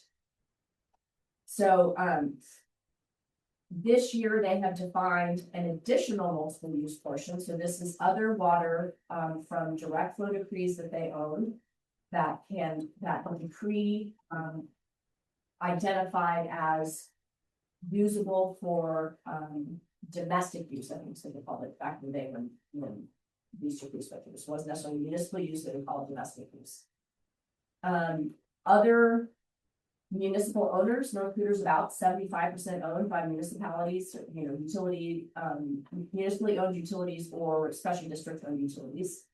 Have kind of banded together and said, if you have this additional water, if you have decrees in your buckets of water that I can use to make potable water with, I want access to that. The anticipated yield of the river was so low this year, right? The snowpack was so low that their initial allocation for that new bucket was 0. They said, I don't think we're gonna get anything. I don't think any of these rights are gonna yield at all. They have, however, and they have increased that already to over like, I think it's like 0.1032 now per share. And they also increased the multiple use CBT allocation from 1 to 1.5. So already that, you know, what we're gonna yield for our 76 shares is not as much as what we got last year, but it's still offset by a couple $100,000 at least, being able to utilize that water. Now, all of that to say, continued ownership and increasing our ownership in North Cooter is a good thing. It creates predictability and reliability, and it gives us some control over our costs as a whole with the big company. Now, let's move into some recent planning. We completed a water source development plan in 2025. That was presented to the Board of Trustees, I think in September. It was predominantly completed in April or May of 2025. But there were some changes that took place to some of our assumptions over last summer. So heading in just with the initial analysis was that water source development plan was to identify our future demands, so identify our supply gap, what do we have today and what we're going to need in the future. Also really identifying options for diversification through predominantly a lens of affordability. So not just throwing all spaghetti strands at the wall and seeing what sticks, but understanding which ones of those we can even remotely afford. And affordability and price are not the same thing. So though something might be cheaper, if we have to pay for it all today, we can't. But if we could spread it out over a decade, then we could, right? So that makes it affordable. I did link in your pack material this evening or in the memo to that board packet material, so you can access the full report that was in there and the presentation and things. If you'd like to dive into a little bit more detail, it does go into a lot of detail on the variety and the different options that we considered. Gave reasons why some of them were shortlisted and some of them weren't, and then went into more detail on how we landed on the proposed recommendation from West Water, who's the consultant that performed that for us, of looking to diversify by increasing our ownership in North Cooter, predominantly through dedication, not necessarily any more targeted purchases, but allowing it to be dedicated and growing to meet future demand. And then looking to fill that supply gap through a diversified source. So if we could, not just another river direct flow that's going to be impacted by all the same droughts and so on.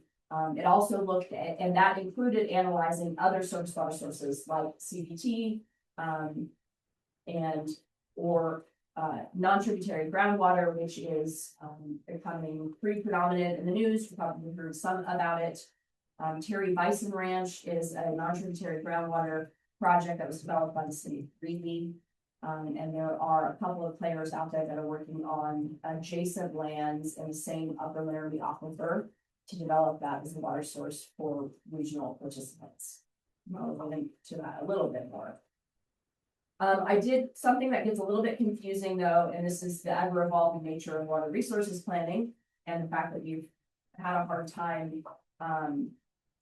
There's always a chicken or egg issue because we can't afford to go out and buy anything until we can get some negotiations completed with North Cooter. But if you just keep waiting for that, we may be waiting for forever is the feeling. So we did decide to move forward with this water resources planning effort, water source development plan. And at the time, we had to make some assumptions based on negotiation efforts at that time. So the initial past negotiations with North Cooter, our understanding to get them to the table was that they wanted a reduction in the total volume available to us through that contract. So when we first walked in the door with them, we currently can utilize up to 2,000 acre feet through North Cooter. When we first walked in the door with them, we said, we'll move it down to 1,500. Let's start these conversations. We're willing to take a hit if you'll come to the table and start talking to us. So that's where some of this initial modeling started from, was that we were planning around a baseline supply of 1,875 acres, 1,500 available to us from North Cooter, 375 from the Wilson wells. As we moved through the course of last summer, negotiations moved forward, it became very evident that the town was going to need to be in a position to fully replace the contract water through North Cooter in order to complete a renegotiated agreement. North Cooter finally came to us and said, we are not looking to have a forever agreement with you. The only way that we will come to the table to negotiate these terms is if it is a termed agreement, which means there's an end date to it. With that in mind, that kind of evolved our supply gap strategy from seeking to secure about 750 acre feet to hopefully being able to secure 1,200. That would completely replace any contract water that we utilized through North Cooter in the last decade or so. Just as a reference, the highest year that we've ever utilized from North Cooter was just under 1,100 acre feet. That was in 2020. Drought year, everybody was home. We've never come close to using that again. We've never got over 1,000. Anyway, so really that updated strategic target moved to 1,200 acre feet of total acquisition as a recommendation coming out of the water source development plan. That would position the town to fully replace that contract water. So the strategic direction again, diversify that supply, so add a new source, highlighting this non-tributary groundwater as the primary option. Increase the ownership of our North Cooter, so continue accepting those shares as dedication to meet future demands as it's coming in. Ultimately replacing contract water altogether. Now, with that plan, just to clarify, that doesn't mean we'll be replacing North Cooter surface water supplies, as we intend to continue building our ownership with them. And we also have a water treatment facility adjacent to that property. So we'll be continuing to use water through those water. Quick question. Yes. The 275 is part of the legacy. Will that remain active? It would, as currently. As we always have, we always have that 275. Yeah. Right, would remain as currently proposed. So now moving that kind of long-term system transformation to targeting an acquisition of 1,200 acre feet, it's to improve cost predictability, long-term resilience, of course, but it really depends in part on how the North Cooter supply evolves over time as well, and our relationship with them, and our ability to continue to utilize their infrastructure. So in January, I think of this year, 26, I presented to the board the current status of negotiations with North Cooter at that time. We presented essentially 2 companion agreements to solicit approval from the board to continue moving forward in this direction. And it was a renegotiated supply agreement that had a 40-year term, had a starting cost per acre foot of $1,200. Just as a reminder, we paid up to $3,600 in 2022. And a adjusted by CPI annually. And there are some initial near-term step-down payments to transition into that payment structure. The companion agreement is storage and carriage and storage operating agreement. that would, which we don't currently have with North Cougar, that would allow us to utilize their infrastructure to move water through their ditches and into Reservoir 3 and store it in Reservoir 3 for us to utilize as a treatment facility. That could be unnamed sources at this point. Could be CBT, could be other junior water rights. And yeah, it could be as we increase our own ownership, if we get to a point where we are utilizing, you cannot, they have in their bylaws, and this is just in their bylaws as a ditch company, they don't set aside storage buckets for any individual shareholder. And so you have an obligation to utilize the water as it's coming into that bucket. Currently, we really do, because we don't have that much ownership. But if we were to increase our ownership to, I don't know, double what we have now, and we're not pulling it out at the same rate that we're putting it in, we would need a storage agreement in order to store that water there. And those North Cougar water, they'll get it to us, we don't have to take carriage to get to it. But because they don't set aside layers of their buckets for any shareholder, we would need a storage agreement to do that as well. So this is, looking into long-term to provide us additional opportunities to carry into a water feeder system. And if we have a termed agreement with them, the stance that we've taken and the direction we're seeking the board is that we're not going to do one without the other. So we're not going to enter into a termed agreement. We don't also get to enter into a storage and carriage agreement at the same time. There's just too many risks there.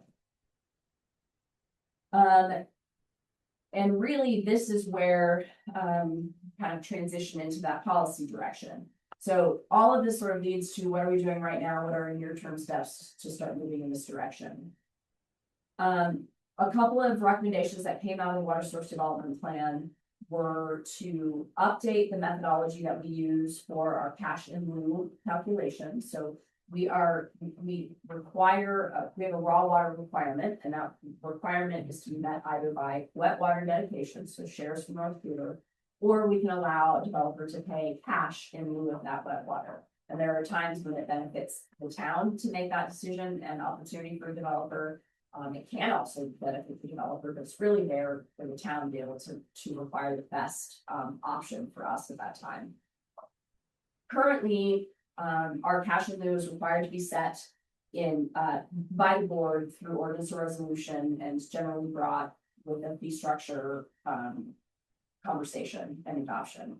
What we would like to consider is changing code that would allow staff to develop a cash in lieu calculation methodology that we could bring to the board and have you vet and agree with if you do.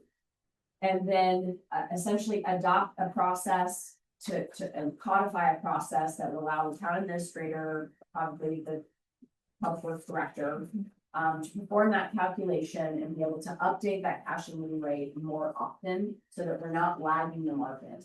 And this can work in both directions. So the market can change and has in the past, especially 17, 18, 19, where it increased so rapidly we would not have been able to keep up with it. And at this point, 24, 5, and 6, share prices have remained pretty flat. And our current methodology for how we calculate cash in lieu, we've embedded like an inflationary adjustment in that to help hedge against those rapid increases. But what that can also do is make our cash in lieu maybe a little higher than it should be when there are times of, stagnant pricing. So we're looking at proposing this opportunity so that we can administratively update that cash in lieu through a formal calculation policy that we present, calculation methodology that we present to the board. Knowing that we would update on a fixed interval. I have seen, I'm recommending a quarterly update. But we could, even if that quarterly update there is no update, right? If the pricing hasn't changed, there's no need to change it, that would be the update. I have seen communities that it's on just an as-needed basis and they just monitor. Those are usually folks that are tied to CBT and CBT transactions are far more easily tracked than North Cougar share transactions. But I know some communities will update it monthly or. You know, they'll have a series where they update it monthly for 4 months and then they don't update it for 3 months or whatever. I don't think it's changing that rapidly, but we could consider that. It could be as needed, it could be, staff is recommending quarterly minimum. And then we would be looking for some of your feedback on how you would like that information. If you agree with that approach, how you would like that information reported back to the board, whether that's also quarterly or a memo with with the budget process showing the annual updates. So that's the first policy consideration. And really the key takeaway there is ensuring that developer contributions stay aligned with current pricing. The next update, which kind of builds on this new allocation that North Clear has begun this year, 2026, is looking to increase the share dedication yield. So currently, we accept North Cooter Irrigation Company shares, and we accept them at a yield of 2 acre-feet per share.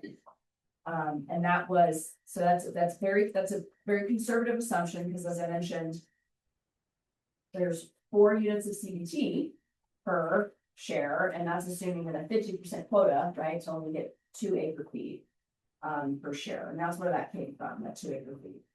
And I'm proposing that we still keep that conservative assessment, but increase it by those 0.2 acre-feet, which is the long-term, well, it's not really long term, it's not 18 years, but they did a yield analysis on the decrees that are part of this new multiple use direct flow.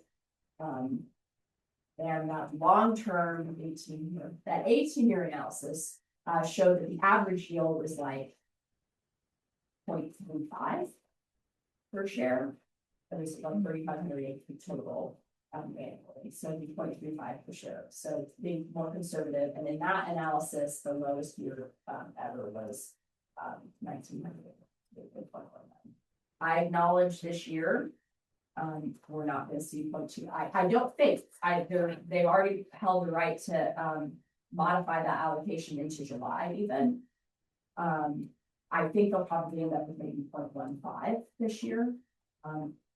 But this is not the year on which you would face a decision like that, because it is literally the biggest year on that. And I understand that we need to hedge our bets against years like that. However, how you do that is by having opportunities to lease or bring in additional water from other sources, not by under allocating or undervaluing the yield that would come typically from the sources. So that would be the other policy direction that I'd like to get some feedback and have some discussion on the So mainly, just sort of to get to the meat of it is with the cash in lieu updates. I'm curious if the board supports modifying it to administrative update, knowing that with that ordinance that we would bring, I would bring a calculation methodology, and it's going to be pretty basic. It's going to be, my proposal would be being based on at least the last 6 months, maybe the last 12 months of known transaction amounts that we have, divided by the yield value that we provide, right? So 2.2. What that would do, just so you know, right now, if we were to implement that today, that would look like right now our cash in amount is $121,400 per acre foot. That would reduce that to, at today's rates, which are about 245 is what shares have been selling at. I did that calculation on one of these pages. That would bring that down to about $111. $100. So that's pretty much able to buy it. Everybody go buy North Clear. I'm on it. Yeah, 111,364. So it would bring down that raw water dedication by about, a little more than $10,000. While also increasing yield that we would get. So it's doubly impactful to waters. And if you do support that, you would support quarterly updates. And then how would you like to receive reporting on that? So let's start with, do you even support moving it from be moving it to the ability to be administratively updated. I could look at it. Okay. You know, I can't say it's on, I don't say so it's the board thing, I'll see it.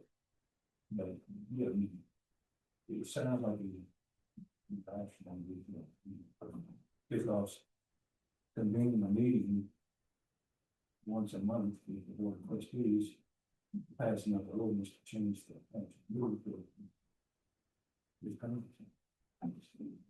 I have another question. Yes, actually, I probably should have stalled on the policy guide and asked for like Yeah, that's. source block question. The question I have is, you know, our Wilson Wells, those are juniors like that.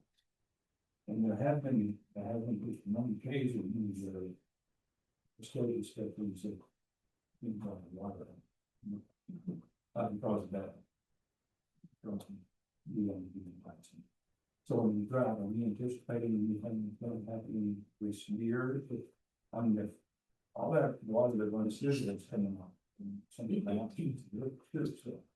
So I have not heard anything. I went to the, so we're part of what's called the Polluter Plan, is the short name for it, but Cash the Polluter Water Users Augmentation Plan. Is that right? Yes. Okay. And I went to their annual meeting this year and they did not indicate they're anticipating any calls like that. Through that plan, we're automatically augmented up to 400 acre feet. So I would have to dive into that.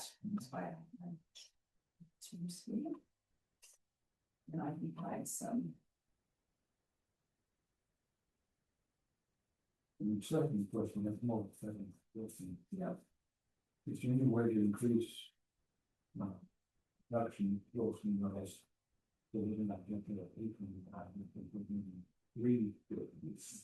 It's a tricky process. I understand that the evaporation that's great. And changing that, and create more yield out of it for us. It could. But currently our limitation is we have some pressure limitations in the distribution system. And then we have, the primary limitation is our, effluent limitations. Our primary effluent limitations at the wastewater treatment facility. So we have, our new, permit, whenever she gets around to writing to us, will have, much lower effluent limits for selenium that we have been, it's spring 21, that we guys put it, that we would not be able to meet with a production rate of over, right now, we're testing it right now, because the way we were running it even in February, we were able to run for pretty much the whole month. We exceeded those new primary effluent limits. For selenium and those specific. So it would require probably, I'm guessing, a full RO to replace the nanofiltration, because you can't really treat it at the wastewater treatment facility. Not really. Well, that's the catch. We can drink it. We can drink far higher levels of selenium. Then you just can't discharge it to the stream. So there's, I've considered paths or avenues if there is an avenue to petition anybody around that. I'm there to understand cost savings if you would have to be higher. And the ways that you could treat it, maybe if the reclamation facility could be willing to be discharged through a wetland before it hits the stream, so you have to move the discharge point so it's not directly to the stream. In conjunction with CSU, test wetland or something, and that is an option I have talked to Greg Kernhan at Dawson Limited a while back about an opportunity like that, but the return on investment though is not tremendous. It would be very expensive. But I can think how expensive that is. But and the last question I had early on, we were talking about water. Now it's already new, but it's from 40 to 20 years you're talking about 1,250 feet, which you mentioned. What does that allow? So, I know we should have that in discussion, but I mean, obviously, I'm not sure that some. But are we considering the business? With no kind of, yes, we can take. Sure.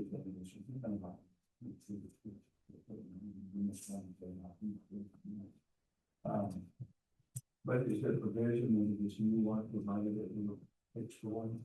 To increase that deal? there is. With a cost. Oh, yeah. For sure. And we are, I mean, so the current expectation and plan is that we would be able to be the predominant amount of growth, especially near to middle term, for sure with the share. There are still enough transacting out there. Now, 50 years from now, it's probably not 100%. But yes, there are capabilities, there have been discussions around securing easement, that the easement is large enough. We would have the additional pipe if we need to, come from the same. Potential water source. So yes. Yeah, one more question, I'm gonna have maybe an executive session to get more into the detail from the new trustees about that water. Sure, and I think there's nothing wrong with talking about the fact that the Vito Water Project is a water project that's being spearheaded by a company called Front Range H2O. This is a organization that was pulled together. Fort Collins Water District is the first off-taker for that project. They have already signed their purchase and sale agreement and their operating agreement with Front Range H2O. As a matter of fact, Front Range is holding a groundbreaking ceremony next Thursday that I would be happy to have anybody go with me if you would like. Send me the invite and I can get it out to the board. Yep. It's next Thursday at 10:30 in the morning. And it will be, it's like an hour, it will be off the circumstance, probably more than any detailed stuff. It's a very neat area to go up and check out. It was up there in the car. Yes, for sure. Yeah, I don't think there's any problem with talking about that. We've been in conversations with the prospect of learning more and diving into that opportunity. And we have that set up as a tentative presentation of the project on July 21st. Yeah, it's actually in a work session to bring in some folks from Front Range with the data project to come, learn and talk more about it. So. Yeah, let's go to Ryan. Roger, yeah, I think our trustee can certainly touch on a number of good points there. The only question I had is at this, if this is not appropriate for now, it's more appropriate for executive session, please let me know. But the question would be, is the storage and up to this point, is the storage and carriage agreement tied to a fixed term as well? I can't remember if it was. It is, and I brought that up. I think that it was, it's mainly that way because people are learning that professional agreements tend to go bad some way or another. I learned that at both City of Fort Collins and Town of Wellington. So I understand why they want to do that. There of course will be all of the legal provisions that there can be that says, mutually agree, can extend, reaffirm, all that sort of thing, but it currently would be a term as well. That'd be that same. Same Yeah, just. With the clarification though, to Trustee Ken's point, earlier, that 275 acre feet of that legacy water is defined as being professional. Yeah. So long as there's any form of the ditch company still in place. So we can change forms, but so long as there's some form that's still in place, not legacy water. Understood. Yeah, I mean, I would certainly. I would certainly be in support of moving this, moving the cost of new updates to being administratively or share updates, administratively. I think the board's only currently doing that once and. Yeah. So I think that would be much more rational for us to do from a market outlook perspective. I certainly do understand it can go both ways, but I think that would be most appropriate I would also support the, upping that, dedication yield to 2.2.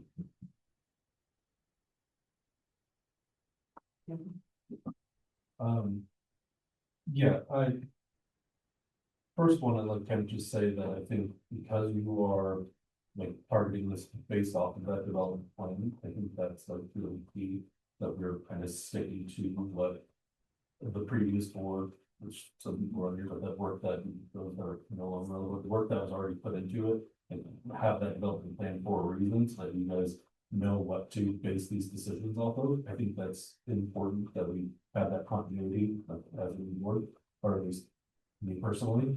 And I think that if, moving it to an administrative thing also just makes sense to be more reactive.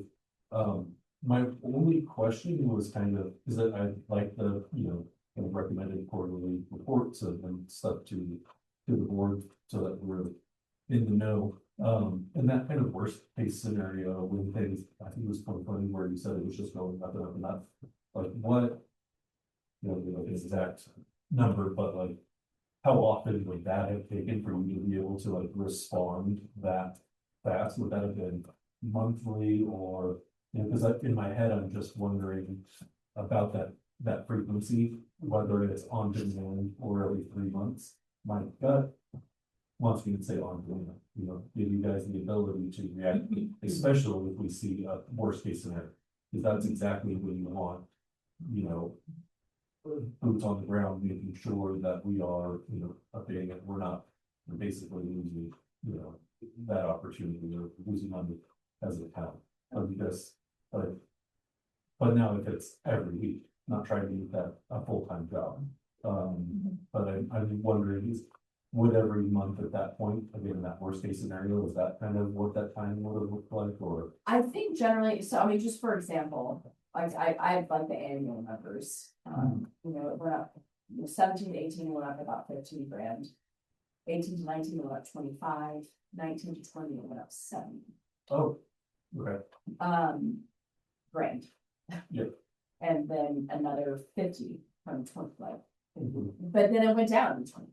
Mhm. So I don't think it would be monthly, and I think quarterly would have adequately captured a pace Mhm. to maintain it. And then the one thing I could, I could see maybe it's, minimum quarterly and on demand is needed beside, or something like that, right? I would definitely want to make sure that there's just protecting from my future or my future self, that there's some cadence that's required, so that it's like they're out there looking at it. Basically. Yeah, and that aligns, I mean, I think with what Monica was saying, is that, like you said, even if that quarterly, there was no change, you still get it. Great. Yeah. But if all of a sudden, you're getting, the apples that, that are coming up saying like, oh, we need to react right now. I would rather have, not wait 2 weeks or however long to have an ordinance or the board. I would rather, you guys have the authority to do that. So that would be my thought on that kind of administrative tool. And then I think again, that second part of the investment dedication from 2 to 2.2, again, I as long as we are saying that is, in line with our plan, and I mean, go into that more, but I think if that all aligns, that's my view, and that I would go with those recommendations. We're kind of sticking to what we've said. I can work with Mr. Fruity and Patty to see if there's not a way we can propose an option in the language that we could bring back. See if we think about a way that's like, it's a minimum quarterly, and under these circumstances could be locked or something that was like that. Sometimes these things are pretty damn handy. Sharp interest rate, for example, in the sharp interest rate, or somebody just go next to mine, North Korea shares and city council of the. I almost was wondering, this is something that could be just. As needed, I mean, you get two developments from the solid Baptist company that. That's been tested. But we got. Six farmers, you know, whatever's easy, if it's quarterly, if it's monthly, if it's dynamic. Where you just do an evaluation every time somebody comes up, says, okay, I'm going to actually include. You do a quick evaluation using the phone or something. Changed enough to. That number doesn't work anymore. I'm gonna pause you for a second, Kendra. You have any questions or? And you know, you guys are kind of touching on one side of $1 million. Okay. As of yet. No questions. It's pretty dense information for me. So, yeah, I remember me from way back when where I was like, oh, I'm gonna have to just chew on this for a little bit. But I don't have any objections to different questions in regards to. If we go from there. It's better than what we had. From '83 until 3 years ago, we were always operating in those. You know, there's a share price. Right direction. And we codify it, and then that's what we collecting cash and everything, nothing with cash and. And then a year later, the share prices have gone, you couldn't buy the shares of what we needed cash and for, just get for. This, So far. you got great money. So far, I have a lot of dinners on what people have said. My only, comment that I have, and just because it's happened recently, and we're gonna be facing it, is the developer consistency. Maybe what's to say that I start this project and then, you know, my numbers are gonna be shot out of the water because of a change that happens every single quarter. With all external factors that are gonna drive something. So my question, as we're going through this, is do we approach this perhaps how we might do with impact fees of a lot? Or an option to opt into whatever the rates are at that moment for whatever the money in lieu. But I think we do really need to consider that. We just made the decision that I kind of full regret that we didn't consider or get the input, especially if you don't have any significant increases in terms of that could really change a project. And then also, I'm curious if we need to administratively be able to dictate that we will not accept shares and we will only accept input based on strategic needs. And if that should be also an administrative decision, because, you know, we right now will take water or money in lieu. But at a certain point, we're gonna want the money in lieu to invest in diversifying our sources. And that might be a higher priority than getting more through the shares. So that should not be something that we necessarily have to go and talk through and do all the things that should be on some strategic direction for doing, and maybe that should be administrative as well. So currently it is administrative, right? As far as, you know, we require, essentially code reads, we require, wet water. Or cash in lieu. Depending on if we say, okay, based on strategic objectives. Don't they come up and say, here's cash and lieu, you take nothing. If we decide currently that, yeah, that for that development, and then if you know. Often this conversation with Bob and Cody about, you know, I'll be frank, we do a redevelopment Cody, and especially if either of those things help the town and people measure, right? Then we're willing to discuss what's best for the developer and best for development, right? So long as they would help the town. And you're also correct that I could foresee a time in the future where we may be back and it may be a cash and redevelopment. To your point, there's only going to be so many shares for forever. At some point, we're going to have to dedicate money to this, you know, to the next development. Or we just strategic use of that, and say that you're now changing it, and there are many, many places that take cash in below. You gotta be on it, Yeah, you Right. right on. you gotta be on it and know what you're doing, and know that there's a plan and executing the plan. Well, I can foresee the plan being, for example, leave a. Sure, that's awesome. We don't know how much calls we need. We don't have any, once we have it. You really can evaluate it, with share, which reduces. Much rather be or how much we put on the time, but water versus do you take cash and really not offset the cost. Of building and developing. And at that point, that cash flow calculation would change. So we would have, I would be back in front of you if that changed. Because you're right, that cash flow calculation would change, because it would have to be structured in a way that's like, okay, we're doing this. We need to put, okay, yeah, Yes. You got it, that's sort of, not bond, yeah.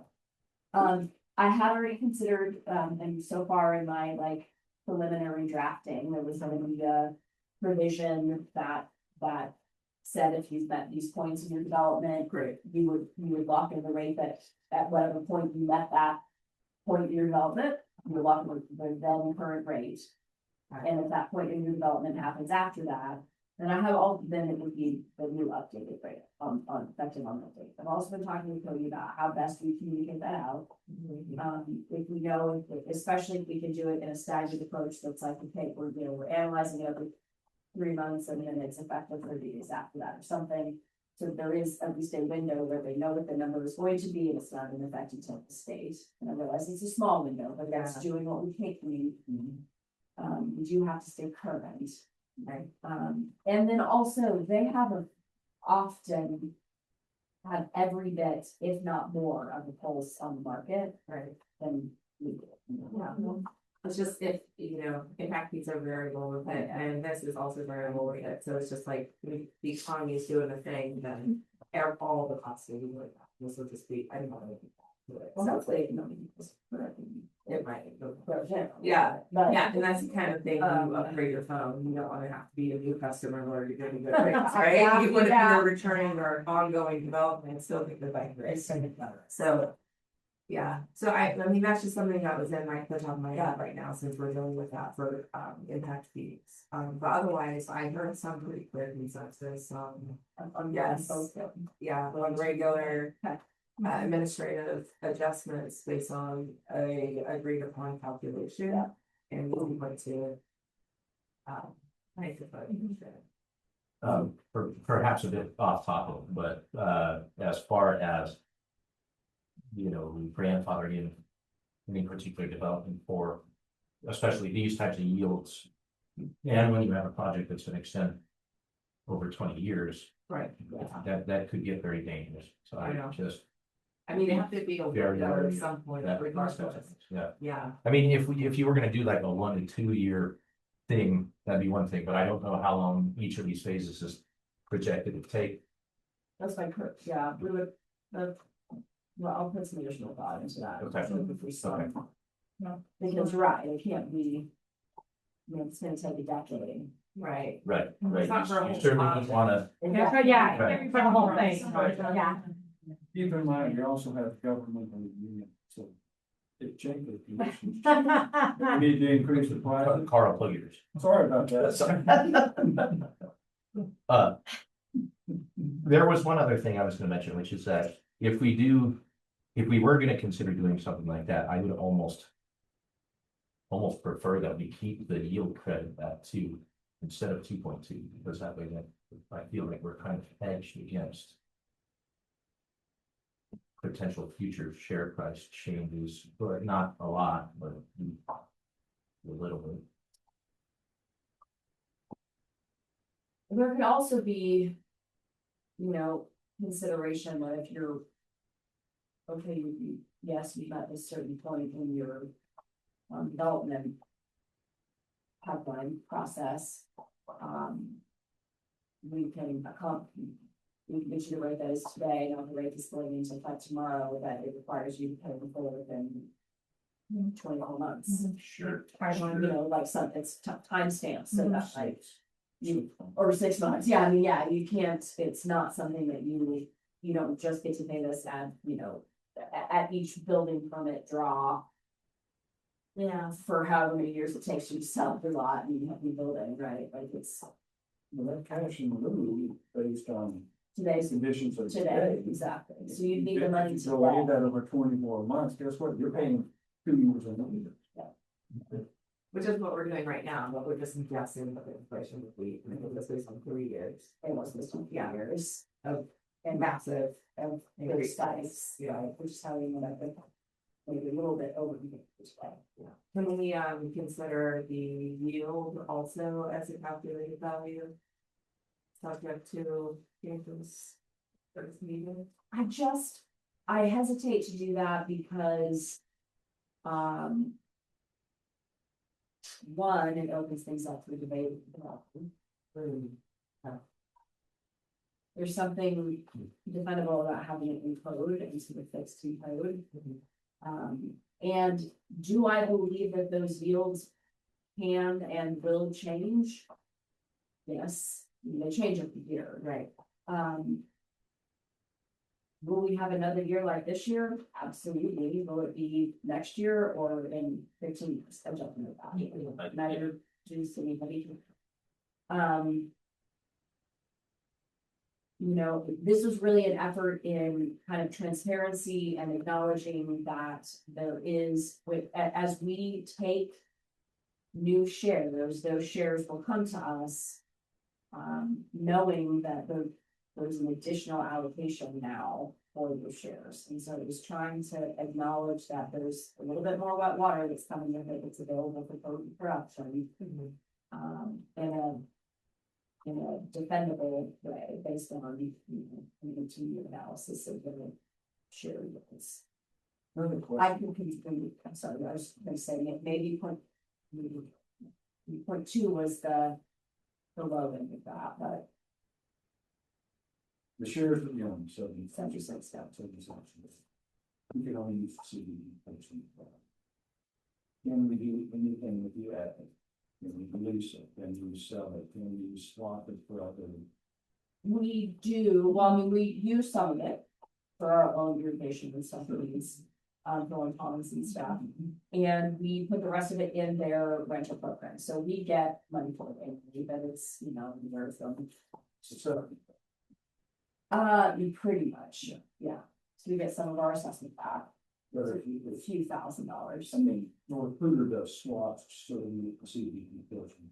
we get more of it. Here, you know, because CBD can't come through Wellington without every machine.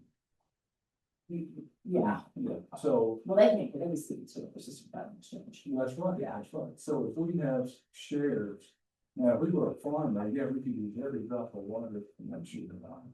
But if we don't do 18% of that water, you know, we've got great ag portion. You can't. I'm just wondering if there's a way you could work out exchanges with others, you know, as farmers or whatever, but it'd be, you know, something.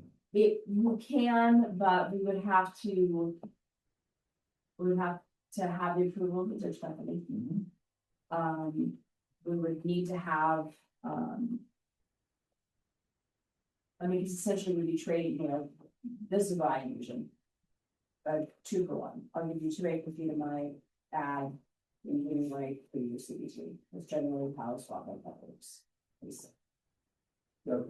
Yeah, and we got, now paying judge company for, or something to that effect. I have thought about it, right now, I mean, this year, our yield's not really nothing, so that was the, our addition is going to happen, but. I think it's something to think about when we do secure this fair storage agreement that provides us a way and mechanism to get other and more water in. There are ways to create some, I don't call them alternative transfer method, it's sort of to that effect. Where we have just, we have some agreements with farmers that will say, if we, you know, we do all kinds of arrangements, and if the total share allocation is less than X, then you won't produce this year and I'll pay you not to produce, I'll take the water.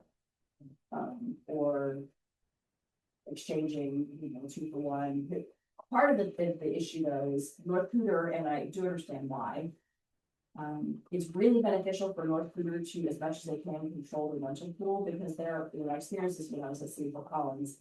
I don't know what all these farmers are that you would rent to. And you could end up renting to somebody that in the end, they're putting the water down the ditch, because they were the last person off the Cowan, ditch, and we rented the water and they could be basically give it to them. So there's a lot of benefit for them managing that rental pool. And we do get money from it. I mean, it's a few $1,000s, but it's not going to waste. It's being utilized by local ag. 2,000 per. No, just a few thousand. I think maybe do that with 11,000 when you get assessments back there. Good comment. I would prefer quarterly or like a regular, reconsideration. That way it doesn't look like we are doing it and like right before somebody pulls permit. So like some kind of unfair. If we're gonna be able to go in any kind of dependent, like being dependable, at least I would think that they would appreciate knowing the schedule. Because I would hate for anybody, just you raise this right before, the day before I pull the permit. Right, yeah. And you didn't want this just because you gave it something, whatever, then that might be, so. That way they can monitor rates and things and say, hey, we better rush this. It's not. Yeah, or I mean, who knows, but I just think we should be dependable. Any other comments on the board discussion questions to provide any other direction? We gave differing direction on the timing. Does anybody else have any feedback on that? If we can go their direction, my quarterly doesn't have to do like if we can get something on demand, but that's the motivation behind it. I think quarterly is fine if we can codify that, so that says January 1st, April 1st, that water dedication can be reassessed based on. That would give us some protection, and they would know going in that this is only a 3-month window. Right. But any other thoughts on that? You said ongoing. I like, if the 3 months makes a ton of sense, just in that regular, I would still say something about like, if there was some extraneous thing that's out of the norm, not like project based, but if it was just another wild time. That maybe there's a little provision in there, be like, hey, it's jumped up like real fast, and it's been a month since we last did this, it's now worth it. Yeah. So, but I like the regularity unless it is what is it, some sort of extraneous circumstance, that would be my own do something. Like quarterly or at our discretion. At our discretion could also be tied to if prices increase more than 8%. Well, that's what I was gonna say. I just made that note. It was like maybe it'd be something that like over such %. But it also sounds like you said before that quarterly follow. Yeah, if that's the direction that the board wants to go to, I'm fine with that. That's just my point of view. Great, nice. Right, so I have the direction. So I would like to thank Megan for her work Oh, on yeah. all things related to water. She has experienced the highest of highs and the lowest of lows. And sometimes all in the same day within the same hour. So it has been a tough project, but she has come in with the skills, the expertise, the connections that Wellington needed to get us to this point. And we're gonna keep moving forward. We've had some hiccups and things, but we acknowledge that, and it's a process, and it takes a long time to renegotiate an agreement that was made before probably most of you were ever even born. I was born that year. Were you born that late? I always remember how it was 3 years too. Yeah. I know Ed, I was in. Paul and I were alive then. So I was probably practicing law. you were practicing law.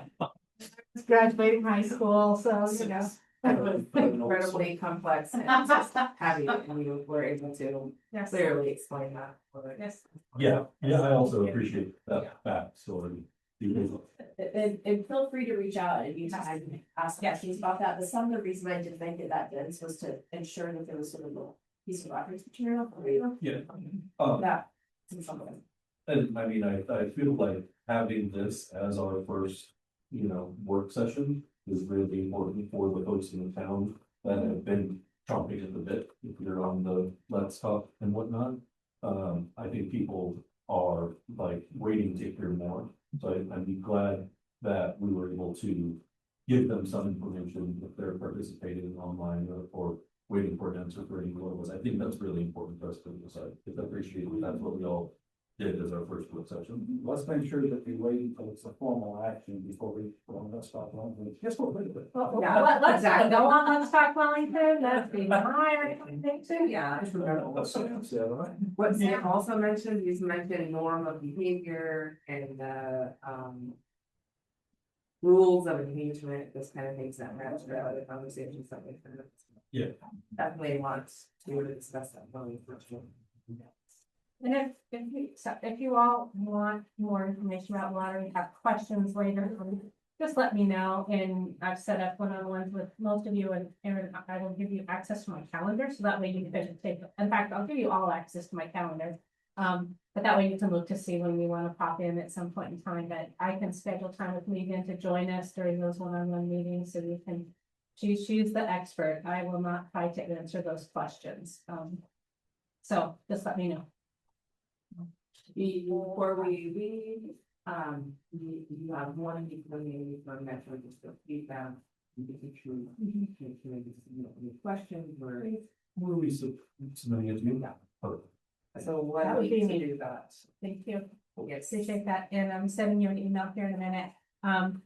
We're gonna start our June 9th meeting at 5:30 p.m. with a work session, on the impact fee discussion. And we'll put that on your calendars, but I'm gonna send you an email first, and then including staff and then Carl as well. Generally, we would have a work session after a regular meeting, but, we have an executive session that night, so we've had to kind of rearrange things because we want to make sure to get those impact fee information out to you, so you have proper time to discuss that. And is that same conversation that was at one of the last meetings of the Yeah. previous board? Ordinance 04/2026. So, yeah, bringing that back so you all can talk about it and hopefully give us some direction. Okey dokey, thank you. Thank you.